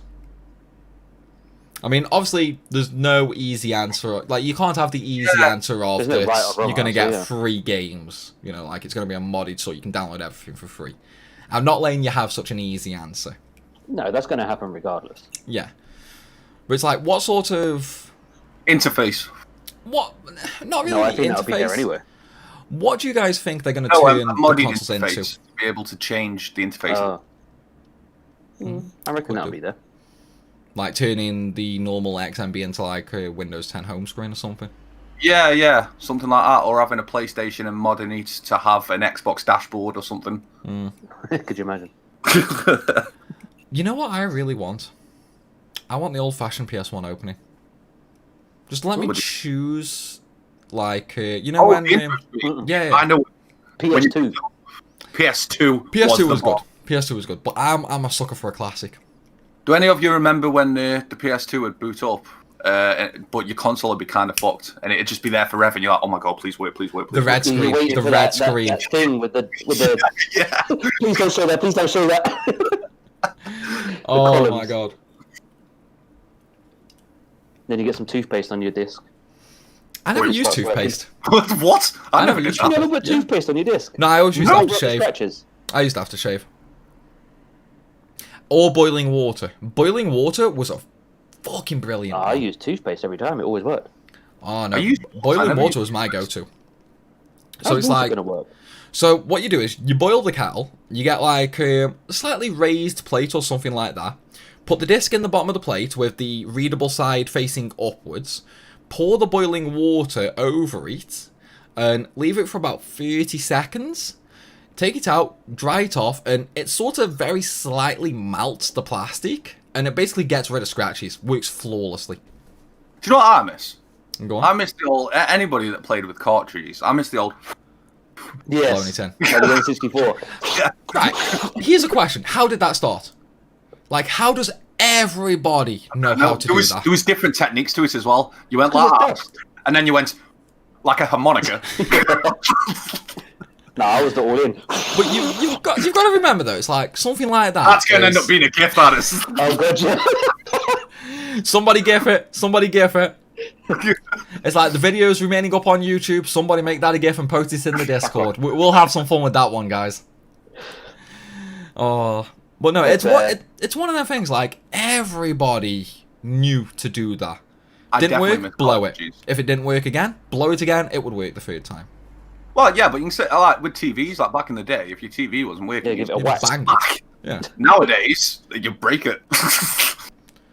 Well, I mean, to be fair, it's like, what goes wrong with a TV these days when it breaks? Like, back then, it was basically just, like, fuzz and static and that. So you give it a whack and it gets its signal back. Yeah. With TVs now, like, whenever I think broken TV, the only thing I can think of is no display. Ink leaks and pretty much. But... I mean, you can get burns. Yeah, like, I think that's pixel burn. But... I don't know, like that's sort of the only thing I can think of when it comes to like broken TVs. Just no display. So in that case, you just open it up, take the panel off, put a new panel on, done. Yeah. I do miss the old days of being able to hit something when it didn't work, though. Yeah, it was a very good frustration thing. Mm-hmm. Smack it. Oh, I feel good. At the end of it, 9 times out of 10, it works again. Yeah. You didn't break anything. You got to slap something, and it felt great. Did we finish the mods chat? I mean, unless I feel like it was like a very 2-minute chat. That was. Yeah, I mean, the only reason I brought it up is I wanted to basically just say, I want more mods, like more difficulty mods. I want mods on older consoles. I do consoles that you shouldn't see it on, like the Mega Drive or the GameCube.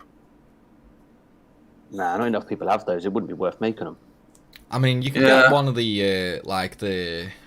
It wouldn't be worth Sega making it, I guess, but I'd like to see it.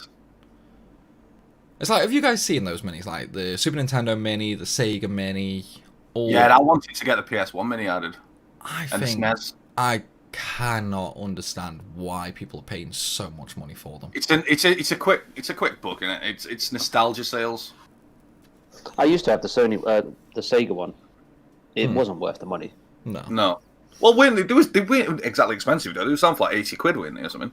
Yeah, but for what they are, that's kind of expensive. But then everyone brought them and they went out of sale and everyone was selling them for like 500 quid and people were paying it. Fuck. Yeah. And when you actually go onto it, you're thinking, hang on, it's not even worth the fucking 50 quid. Yeah. That's what I mean. It's like, it's one of those novelties you'll play for 5-10 minutes, maybe a couple of days. You'll never play it again. Yeah. It's not even that as well. The wire's like that long for the controller. Oh, shit. So you're literally right next to the TV. Yeah. It's like, okay, so back in the day when you had like 17-inch TVs on consoles, that's probably part of nostalgia though as well. Back in the day, you did sit really close to the TV. You did, yeah. Back in the day, you were sitting really close to a 17-inch CRT. Were long. The wires for the console were long. You could take the console away from the TV, but the controllers were very. So it's like you're sitting there on the couch with the console on your lap, basically. Yeah, basically. It's like you're just there stroking the console, like, oh, good little console. You come sit here. You're stroking the console while I'm blowing the console. We meet again, Mr. Bond. Oh. Speaking of Mr. Bond, anybody like? How are you getting these segues? You brought me into this. Bond? Is anybody looking forward to the next Bond movie? No. Is it? Who's playing Bond? Daniel Craig. Yeah, I couldn't remember his last name. Is it? Yeah, it's still him. This he says last one. I thought they were changing it to a woman. No. They were supposed to be changing it to a woman. Not for this one. Originally, he was going to quit and they were going to replace him with someone else. Because I know a load of betting places were taking bets on who was going to be the next James Bond, and then it came out that a black guy, wasn't it? Was it? It wasn't Idris Elba, was it? Yeah, he might have been one. Who was the other one? I think he'd make a very good Bond. To be fair, I like him. He would. I wouldn't mind him being Bond. After that, it came out that Craig was going to be the Bond in this film again. There was talk of a woman Bond, but everybody went mental over it. Like, absolutely mental. And then it became... The thing is, right, so hear me out. I'm not against a female James Bond at all. I am. But it's James Bond. The whole characteristics of James Bond is he's not a womanizer per se, but you know what I mean. He's known to get down with the enemy. He gets laid. How are they going to put that into a female role? Like, I mean, without going into too much details, for me, it's a sensitive subject, but I think it needs to be spoken about. With regards to the female James Bond, I have no issues with a female version of a James Bond. Same. But James Bond is male. His name is James Bond. If you want a female one, then make Jane Bond or something, not James Bond. So that's I'm essentially on the same boat as you, James. Yeah, like, there's no issues with I would watch it. I don't care if it's a female. Yeah. But don't take over James Bond. You can't have James Bond as James... you can't have a woman as James Bond. Actually, you could have the story play out. Like, with how many times James Bond's been laid, he must have kids scattered around anyway. You could just have it as the daughter of James Bond. Yeah, exactly. Well, to be fair, I mean, keep in mind one thing. Pretty much everybody Bond sleeps with ends up dead. Yeah, alright, so you've got a great story there. Oh, my mum died and my father killed her. But no, I mean, when it's... Having a female James Bond is like having a male Lara Croft. Yeah. Well, that's Nathan Drake, Uncharted. Yeah, but that's not Lara Croft. It's not Tomb Raider. Oh, yeah. No, it's its own thing. It's not called Lara Croft. Yeah. But that's the thing. That's what I mean. It's like, have a female James Bond. Don't call it James Bond. Like, just have another female spy from MI6. Just call it Bond.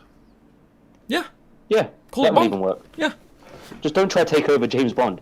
Yeah, James Bond is James Bond. The name James Bond shouldn't be relevant anyway, because it's 007. Yeah. Exactly. You can't have a female 007. That's always James Bond. It's been James Bond for over 60 years now. No, for me, you can have a female 007.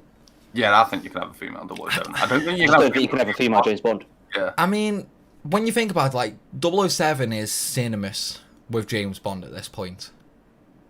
Yeah, but I think it would be where James Bond actually dies and his daughter takes up the role of his code. Okay, so if it's something like that, with lore built on it, where there is actually a story reason for it, I'm all for it. I think you could get away with that. If they made a new James Bond film and it was a woman, no backstory at all, it's just, this woman's always been 007, whatever. It's like, and for some reason she's called James. Yeah. It's like, that wouldn't work. I would hate that. But like you said, Al, if there is a story behind it, like you said, as... Yeah, it needs a story behind it. I'm randomly do it and this is it. Yeah, I'm fine with that. But don't call it James Bond film. But I wouldn't mind if they used 007, but I don't think they should, for instance. If they did that, I think it should be like 009 or... I can't remember how many 00s there are in the actual films. But it keeps changing every other film. Was there ever a 00? So a triple O. A triple O. I mean, it can't be before, can it? It has to be after, because they go up in numbers. Well, no, because whenever someone dies, whenever someone dies, they just reuse the number. They don't. They go up. So 006 died in, was it GoldenEye? And then... the 007 became 007. The thing is that got retconned. Go up in numbers. That got retconned in Casino Royale.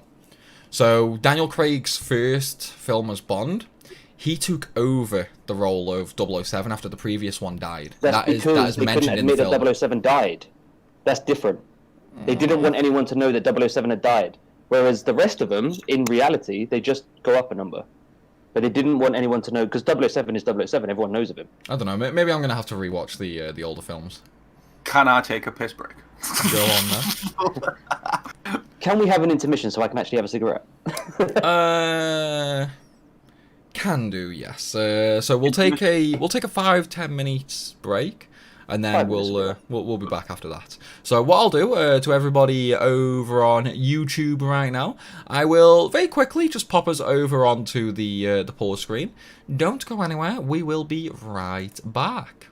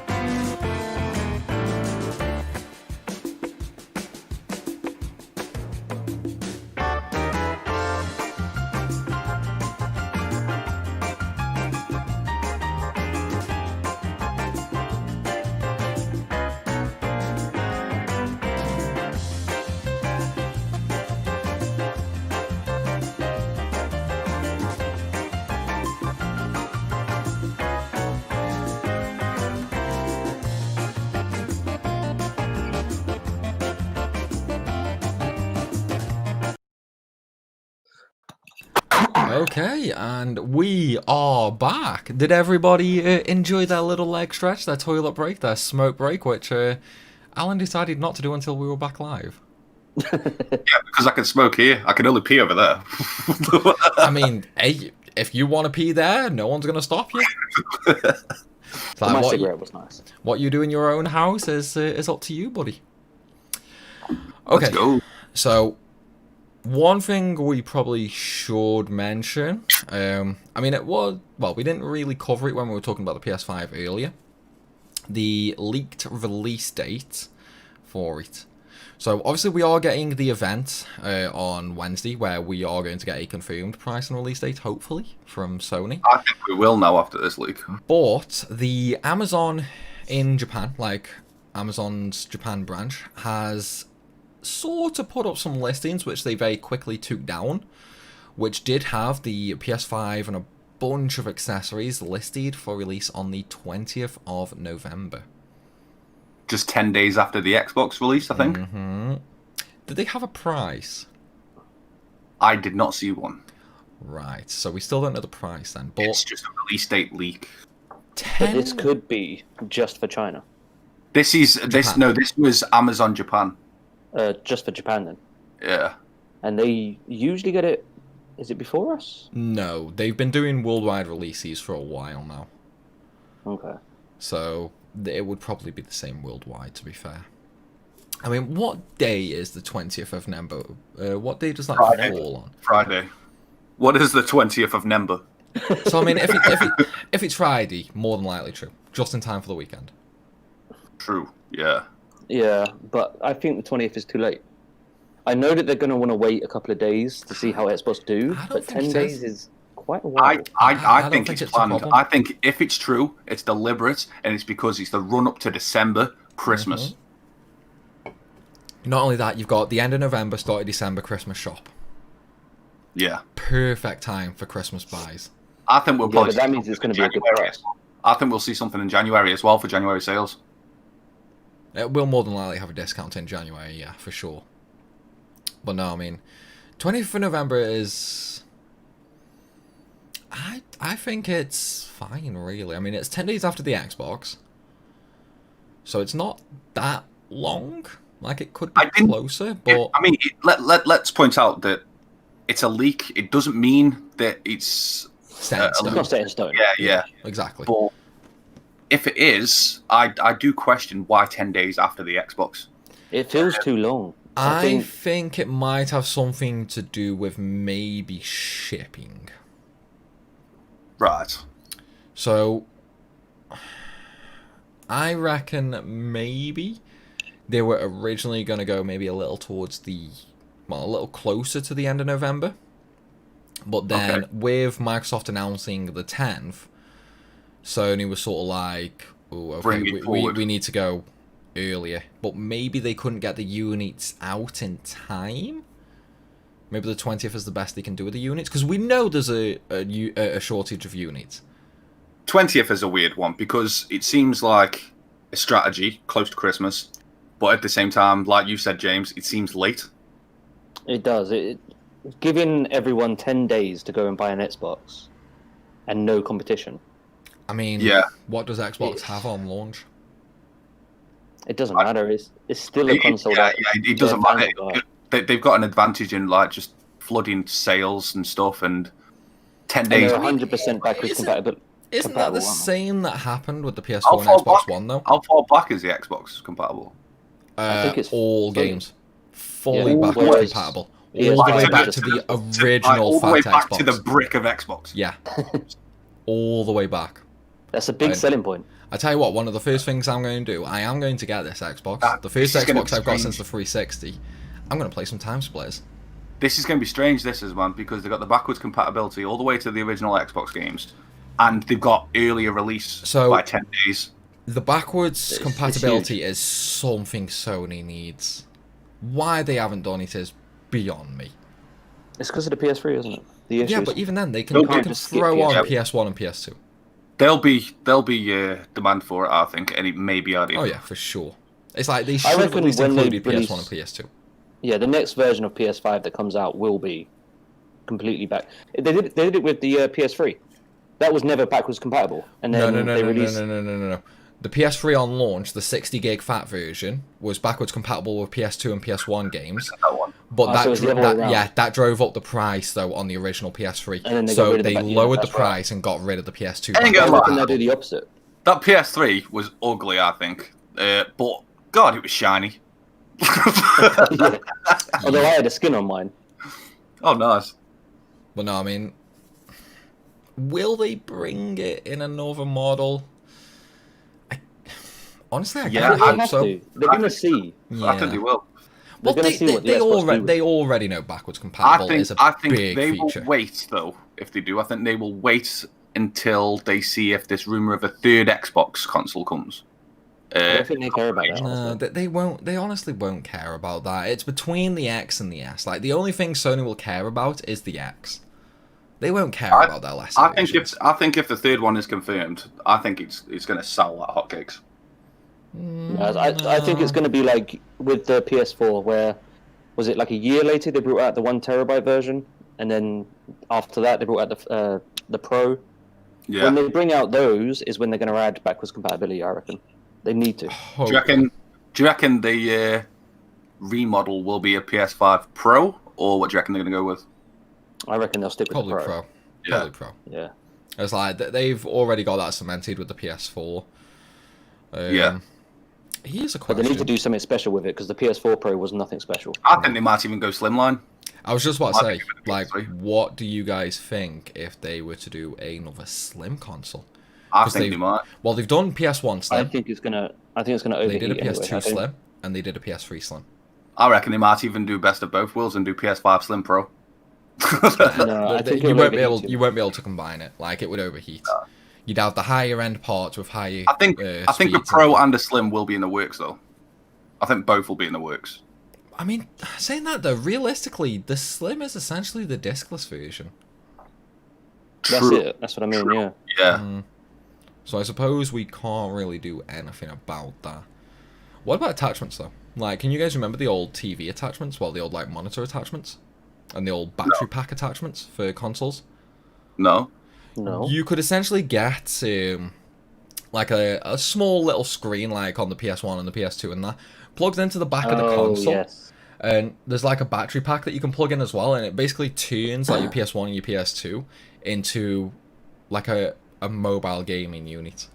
Yeah. Do you know what I want to see? I want to see the old attachments of guns plugging into your Yes. console for shooters, but not in the terms of the VR guns that you just click the fucking move controllers in. That's fine. It's great, but the old ones, I want. Yeah, that. I mean it's like the old. Yeah, but the PS PlayStation Move gun, Yeah.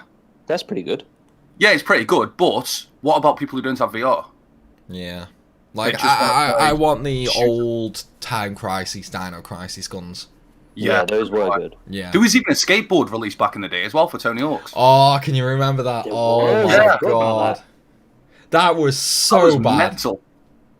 It was And now's the bad, time though. to jump on that as well with the release of Tony Hawk's 1 and 2 coming out. Have you seen the reviews for Tony Hawk's? Oh, please don't do the next. It's only a remaster though. Yeah, it's Yeah, a remaster. It's but- not a remake. The reviews for it though are very, very high. Yeah, I watched someone streaming it the other day. Harris Heller. Apparently, Jack Black is a playable character. Is He does fit it though. He does Apparently fit it. so I've read on Aggregator, Jack Black is a playable character. Now I want to play as Jack Black on a skateboard and just this fat funny guy falling off everything. Well, apparently the remaster is very, very, very true to the original. Even It is. the more annoying parts, like there was a really annoying downhill only level where you've just got ramps here, there, and everywhere, essentially. Like way too many ramps for such a small enclosed space. Even Right. that is still just as bullshit on the remaster as it was on the original. Well, they got to keep it really, haven't they? Yeah, so it seems to be a one-to-one remake. But they with kept all the the original stuff. customization to create your own maps and your own skate park. You know what I really want? American Wasteland. Just give me a remaster of American Wasteland. I didn't play that. Yeah, you did. I mean, you played the shit out of it. Did we? Yeah, that's the one that we always played on the Xbox with Eminem playing in the background. See, I'm not sure if I played that one. I don't recall it. The only game I remember playing with you is NBA Hoops. No. This is the one that we used to play a lot on the Xbox, where we had Eminem on in the background through like the Xbox, well, the original Xbox, because you could play music while playing a game on that, couldn't you? Yeah. So that's one that we played a lot. After that, they pretty much all went to shit, though. But yeah. Speaking of remakes, you guys played Prince of Persia? I love the Prince of Persia games. So good. So good. What about? I haven't seen a lot of the new one. Before you say it, no. I've seen screenshots and people talking about how it looks the exact. It's supposed to be a HD remaster, but it looks the exact same as. There is major shitstorms brewing on. They've still got time to fix these, but for what it is at the moment. Is there a release date for it? Not that I've seen. January, I think, actually. Sorry. No date that I know of, though. Is there a release console?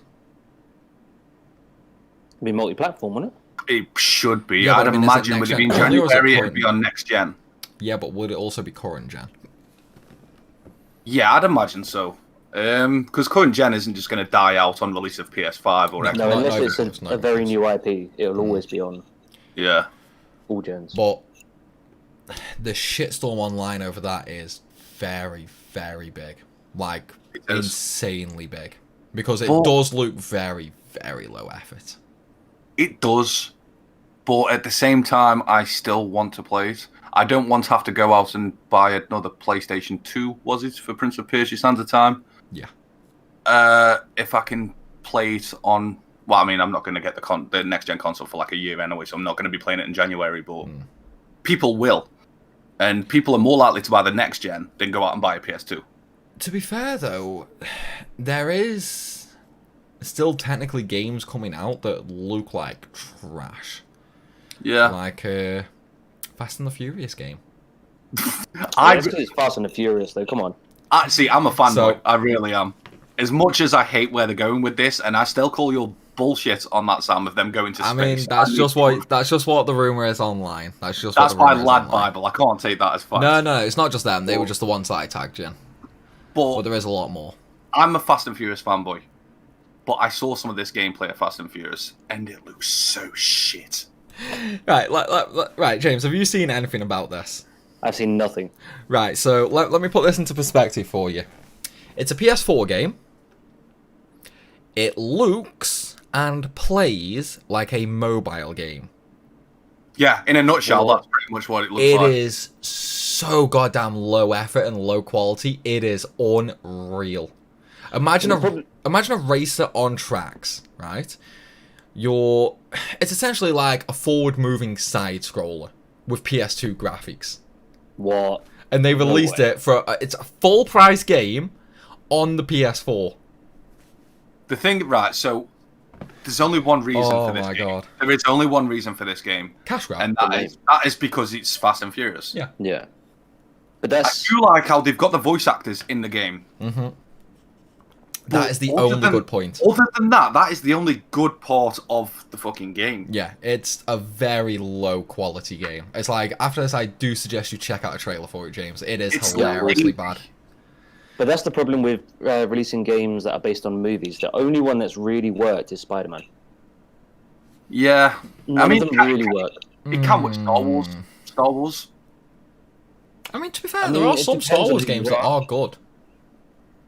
I don't really like the Star Wars ones. Star Wars games. I mean, not all are good. Not all are good. There's a segue. There is a new Star Wars coming, where it's primarily in. I'm not a Star Wars guy, so I don't know what the name of the ships are. I mean, it depends. Like, you've got the X-wing, the TIE fighter. It's primarily a fighting game.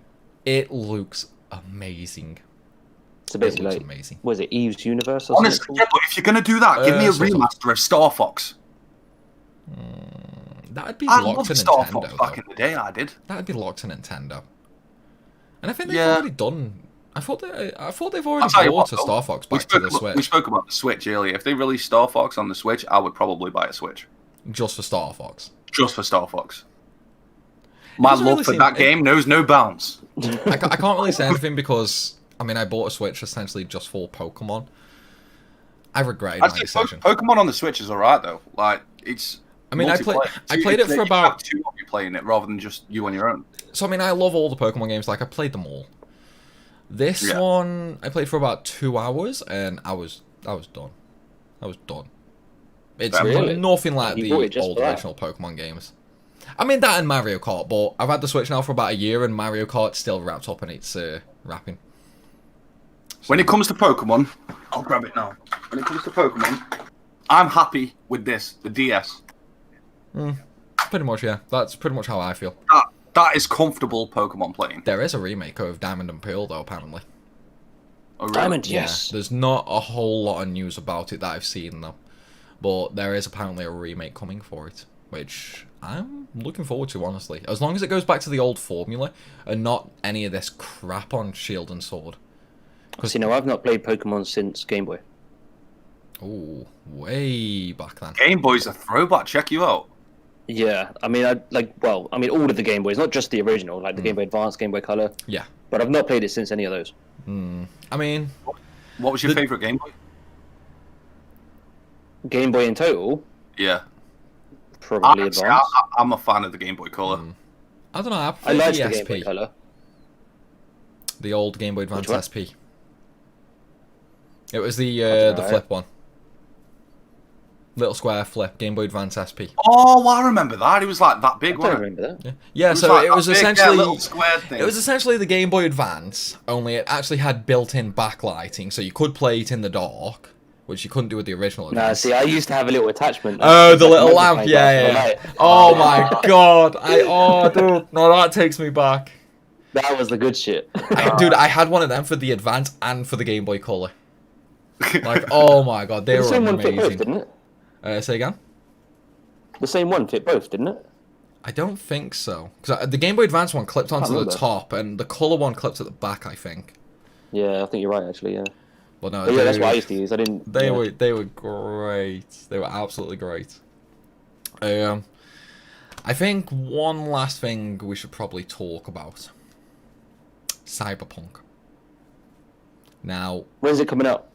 I mean... It got delayed, didn't it? Yeah. It's been delayed till 2077. Always... It's always getting pushed back. Yeah. Dude. I think we might get it this year. I think maybe after Christmas. I don't think it'll be this year. I reckon it'll be starting next year. I reckon March, April. Somewhere around there. I wouldn't go that far. I don't know a lot about the game. It looks amazing. I know Keanu Reeves. Keanu Reeves is in it, I think. Yeah. He's but what he's the main not in it character. until like halfway through. Wait, isn't he what the main character is based on? No. Oh. But no, like... See, I wanted one where Keanu Reeves was playable. Just looking at the gameplay, though, it looks... He is playable. Phenomenal. It probably will be playable later on, but I know you don't start as Keanu Reeves. Ah, okay, yeah. So you've got your own character, and like the paths that you can take is ridiculous. Yeah, it's like a fully open world game, essentially. You don't meet Keanu until about, I think, 4 or 5 hours into the game. On the back of what you were about to say, though, Sam, it does look amazing. You just brought up an interesting thing there, James. Till about 4 or 5 hours in. Now, 4 or 5 hours, depending on the game, is either a very, very short amount of time or a very, very long amount of time. 4 to 5 hours. What do you guys think Cyberpunk's going to fall into? It's a very long What, game. in terms of how long the game is? Yeah, like, just story. Like, no extras, no optional stuff, none of that, just story. I think it's going to be a very, very long game. But I also think that you're not going to notice how long it is because of how much of a time you're going to have playing it. I'm looking forward to it so much. So I mean, okay. And honestly, I'm going to cry a little bit if it's disappointing. Okay, so rough guess. How long do you think the story would take? Because I mean, you've just said like you reckon it's going to be a really, really long time. I think at least it needs, at the very minimum, it needs about 22 hours. I think it depends on the path you take. Right, so that's interesting. Is it a multiple choice game? Not multiple choice, but you choose like multiple scenarios. Well, I think it's multiple choice, but I know you get to choose what skills you want to learn and this, that, and the other. You have full control over everything that your character does. Yeah. So to level up, you can choose whatever this you want to be able to do this or that and the other. I don't know if it's like the Telltale series where you can choose to do probably not. No, it's probably still going to be things. sort of on rails, but with a bit of freedom involved. But it's kind of interesting now that you said about 20 to 22 hours, but before that you said it's going to be very, very, very long. Yeah, no. So what I was on about is I think it needs to be at least 22 hours. But I'm hoping it's a lot longer than that. So this brings me up to an interesting point. Now, with a game like Cyberpunk, and obviously this depends on what each individual mainly plays.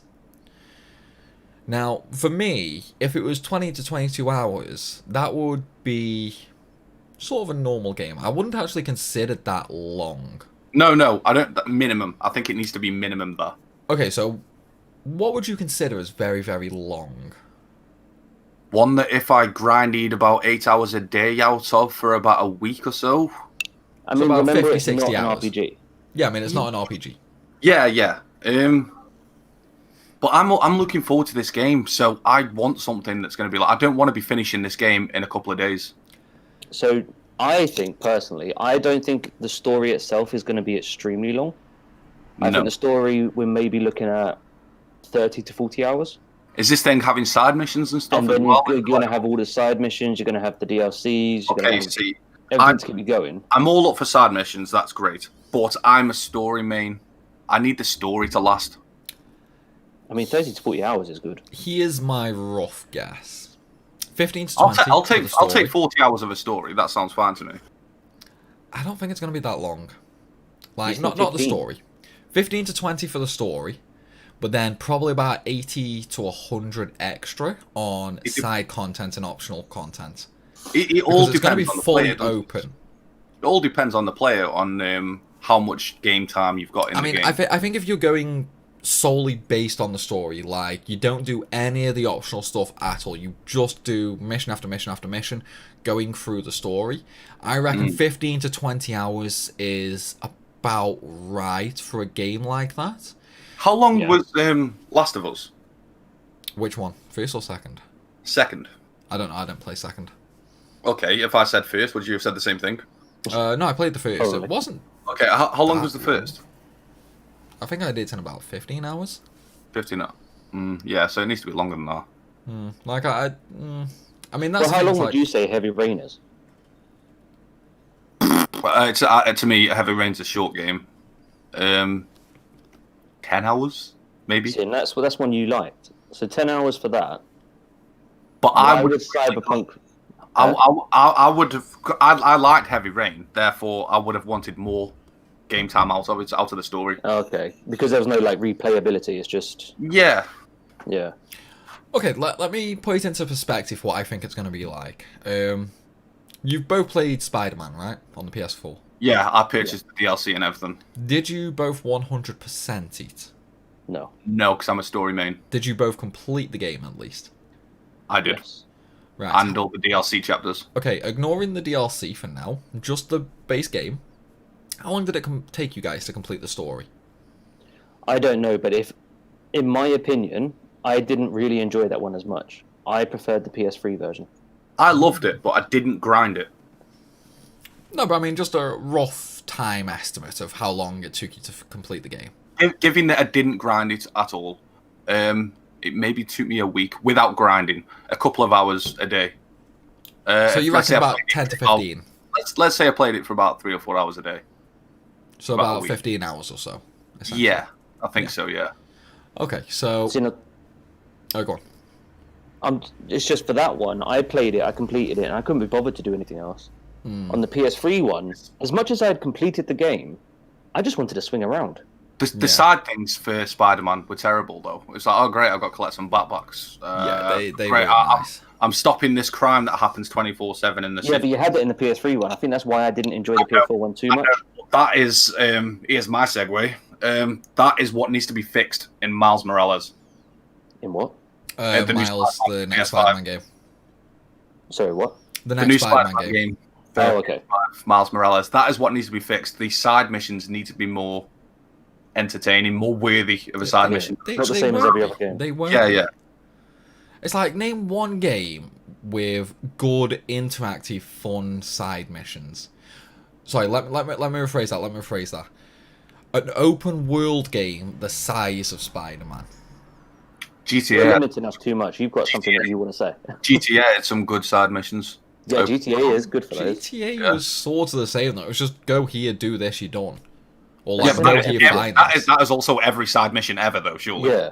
Yeah, but that's what I mean. It's like, you were saying now the game needs better side missions. Yeah, But but what I mean is, missions though, is this PS4 the same Spider-Man all side over. missions were pick up a backpack.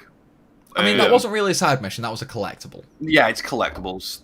What were the Well, side stop a fight. And The side this, missions that, were and basically just go stop a bank robbery and that, or It stop was a shop robbery. constant. the other, which every other Spider-Man did. Yeah. There was constant call 24/7 of random crimes happening in the city, and that's great. But it also gets boring. I mean, keep in mind, you are playing as a superhero whose job is to protect the city. Yeah, but you have some new jobs. can you get work it, yeah. random boss Like, battles? I'm into not side defending it. missions? Don't get me wrong, I'm not defending it. Can you work random boss battles into side missions Of course you can. rather than just being all right? The cops need me. I'm gonna Yeah, stop these. but I cops." mean, even then though, that itself is gonna get repetitive. It's like, how many times can Rhino break out of the prison, you know? I'm not disputing that. It will get repetitive, but when the previous game had the exact same side missions, it's going to get repetitive a lot fucking quicker. Yeah, but I mean, when you look at it that way, like, it's still essentially the same game. It's sort of got FIFA's mentality. It's the same game with a few changes. Obviously, Spider-Man's a bit different because the story is different, because they focus on different parts of the story. They focus on different bosses and things like that. I'm probably a bit of a fanboy when it comes to that game anyway, because I love superhero stuff. But all in all, you've still got Spider-Man, you're still swinging around the city, you're still fighting bad guys. But this time, when you jump in the water, you don't just die. You jump straight back out But the again. swinging in that game wasn't as fun to me as the PS3 version. I found that one so much funner. It felt really different, the PS4 I mean, to be fair, version. I can't really remember much of the game. Like, I did it, I platinumed it, I stopped. Like, it only took me about a week to platinum. But going back to your question, what's your answer? What was my question? I can't remember. Open world game with side Oh, quests. yeah. So, side quest. obviously, the side quests in open world games, whenever you look at an open world game, the side quests pretty much fall into a very specific category. It's either a fetch quest, or you've got to go and fight somebody. There's no really other side quests available in open world games. There's only so much you can do to revamp these style of quests before it doesn't matter what game you're playing, it's still going to be the same quest, essentially. So based on what you were saying, Sam, about side quests, somebody put in the chat that FF12 was their favourite side quest. What would you say about that? I'd say they're crazy. But can I just say, for instance, with Spider-Man, why can't you have trivia? Like, You do solve have this trivia. puzzle. You do. You had the Taskmaster. Taskmaster. Oh yeah, you had like the hacking and stuff, didn't you, for that one? You still had puzzles in there. So those were new. I didn't mind those. I forgot about those. That just shows how long I've played it, since I played it. But that goes to show that it's not always fetch or kill someone or whatever. You do have other options. Yeah. Yeah, okay. So add puzzles into the mix. What have you got there? There is only realistically those 3 forms of side quests in an open world game. Doesn't mean that's all there needs to be. They can still add other stuff. You just got to think about it. Okay, what would you add as a side quest to a game like that? Like, if you were to add any form of side quest, Design your own what would you costume. do? That's not a side quest, though, is it? Could be. That'd be story related, or I would be up for a like extra design your own feature costume. related. I love creation in any games. I mean, but I don't think that's a side quest, though. No, it wouldn't. It definitely wouldn't fit. Unless It you have wouldn't, to it go wouldn't be a out, side quest. It would be story because it's unless not you had to something- go out and collect resources and supplies and stuff for the But materials. and that design the would costume. still essentially be a fetch quest, though. Yeah. Yeah. That's what I mean. It's like there's only so much variety. Yeah, but you're only giving me so much time. I mean, if you had a bit of time to sit there, you could probably think of some things that they Yeah, could add this to this it. is very on the spot. Okay, to be fair. I tell you what then. I tell you what. Take the time from now until next week's podcast, and I'll ask you the same question next week. So that gives you a full week to come up with just one quest that is different. Okay, I can do that. It's like I think a week's a fair enough time. Well, I think that's more than enough. Yeah. Okay, so I reckon after we'll this do that podcast, then. he'll probably have an idea in 10 minutes after this podcast goes off. Yeah, probably. Well, we'll save it till the next podcast then. It's like we'll see what you can come up with, and no ripping off some other side quest that you Google later. No, I won't do I mean, there goes my and... fucking idea. Well, not just me. Let's all have it. Let's all have that little task. Yeah. To try and think of something that we can do. What if we each bring a side quest idea to the table by the next podcast? Could do. I think it would be a little unfair though. To who? Well, sort of to you guys. Why? Because look at the games I play. I've got a much bigger bank of knowledge. So there's definitely there's one or two that I can pull. He's got nothing. He's trying to get out of it. No, I mean, hey, I'm all up for it. I'm all up for it. There is one or two quests though that I can bring to the table, which you guys probably would never think of. So that's going to be interesting. I am curious to see what you guys actually come up with though, because this is going to be fun. Because I know realistically, you guys don't really play games that often with this sort of in-depth sort of task, should I say. Like, when you think about side quests, it is more a JRPG thing. There are open world games with side quests and that, but the main how many of them do you guys play? The main thing that a side quest needs is a reason to keep playing the side quest. Yeah, essentially. A reason to do another side quest. Mm-hmm. So, with that, you need rewards for doing one, therefore you do another one. The side quest itself needs to be entertaining. Yeah, essentially, yeah. But also a challenge. It also needs to have a reason for being there. Yeah, it's got to be part of the story of a game. You can't just be GTA, but go and kill this wizard for 10,000 XP. Does it?